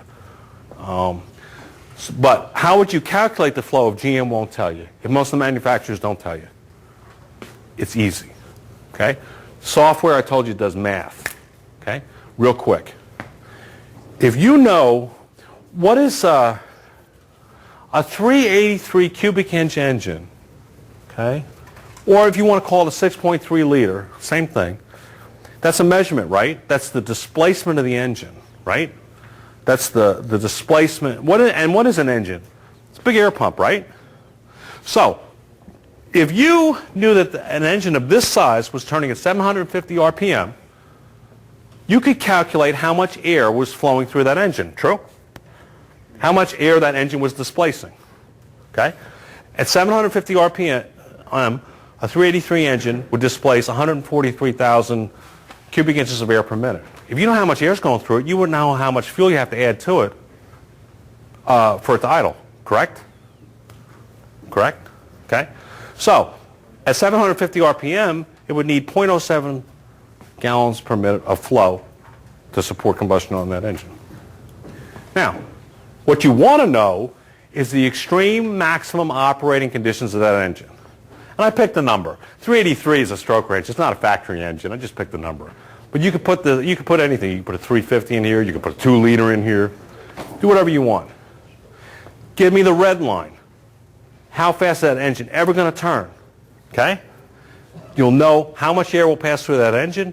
You'll know how much fuel flow would be required under the most extreme conditions. So this engine, if we say the red line is 5,500, 383 cubic inches, you would need 0.51 gallons per minute of flow under the most extreme conditions. Okay? Manufacturers will always build in about a 20% buffer to their fuel system when the vehicle's new. So likely, the vehicle's brand new, this engine, you probably see 0.7 gallons per minute. You would never, ever want to see 0.51. If you saw 0.45 gallons per minute, if you measured on this engine, 0.45 gallons per minute, what would happen when you got to 5,100, 5,200 RPM? Start running out of gas. But it would start to run out of gas. Your pressure gauge would stay just where it was. But you'd start to get a little fish bait, a little lack of power. You would not. Now, in this case, if you only had 0.28 gallons per minute, probably when you got to 3,000 or 4,000 RPM, eventually it's going to fall on its face, it's going to go away, okay? And the pressure gauge will drop. But it's these other issues, lack of power, in-between drivability issues. And these can all be uncovered in the bay because a return tight system is always outputting its maximum flow. Basically, That measurement was engine running or key on engine off? no, this is just idling in the bay. What you would do, you would know that this engine, and I picked 5,500 as the red line for this engine. If it was 7,000, you would have put 7,000 in there. But you would know under the most extreme conditions, this engine would need that much fuel flow. Then what you would do, in the bay, idling, normal charging system voltage, idling, you would install a flow meter, and you should see at least 0.51 gallons per minute. If you see less than that, you don't have enough flow. If you see more than that, there's nothing wrong with the fuel flow in that system. You don't have to go any further. Your drivability issue is not in the fuel system. The fuel system is okay. If the pressure is normal and the flow is normal, it's okay. Now, you'd still want to check your exhaust back pressure, but you can rule in or rule out the fuel system. It's a fuel system analyzer. And it's a that's where we get hung up when we have fuel system diagnostic issues. It's not on the individual components themselves. It's on understanding how it works. Always remember the balloon, or these guys. Basics, pressure, volume, whether it be him or him, work together to create the flow. 3 separate concepts. Remember the basics of understanding the system you're trying to diagnose is a returnless or return type system. And what's the end objective of any fuel system? Flow into the cylinders. Yeah, it's measurements. These manufacturers, they designed it to give this much. We have to have a way to measure. We can't just say, pint 15 seconds for flow here, watching our stopwatch. It's measurements. Measurements. Got to be precise. If you want to track these issues down, got to deal with real numbers. That's what I've got, guys. Returnless system, you can still use that gauge? Yes, I'm glad you brought that up. You can use on a returnless system. What you would need to do on a returnless system, because you've got no return, your pump's turning on and off to control the pressure. You get a little different issue. You can't use it with the vehicle running. What you would do, you would hook up a gauge, okay, from the pump before it gets to the supply line, okay? Run it into the gauge on the inlet. Take your outlet, run it into a jug, run it back to the tank, okay? Jumper the pump to run continuously, okay? But you still got the problem, right? What's wrong with that? It's not under pressure, right? You take your line, you create a pressure regulator. You do a restriction. And if that Ford is supposed to be 40 psi, create till you see 40 psi on the gauge. Now you look at your flow ball. It's under 40 psi. Now you're reading your flow. You'll have your flow measurement on a returnless system. So that's key on engine off now. Yeah, key on engine off. Or actually in that case, like a Ford, you're going to have to command the fuel pump to run continuously. Because you just do key on engine off, it's going to run for a second. So you use a scan tool, you can command it to run continuously. You just have to create your own pressure regulation. Okay? That's how you do a returnless system. And what was the thing you have to look up before that gauge? Uh, You have to look something up before, or no? No. You just hook it into, before it gets to the fuel rail. You take it right out of the fuel rail and you clip it into your fuel line. You got adapters and you just clip into the fuel system. But then in return, you either run it back to the tank or you run it into a jug. And you don't have the engine running. You can use that same mathematical thing? to Same figure thing. out the flow rate? Same thing. If you had turbo on a vehicle, you might have to add maybe 10% to the calculation it gives you. Okay? If you had a turbo vehicle. But, for any normally aspirated vehicle, that calculator is going to give you exactly what the flow should be. And the calculator, by the way, if you go to my website, here's a CD, but you can download this thing off the internet, $29.95. It gives you VE calculations, fuel volume calculations, and lambda calculations. If you don't have a way to measure the flow, though, I don't know how much the fuel volume will help you, but if you do have a flow gauge, or you have another way to measure it, you can just download it off the internet and use that calculator. Guys, that's what I got for you. Thank you for hosting me, having me. I had a great time. Hope I gave you something you can use. If I can answer any questions for you, be glad to. Thank you.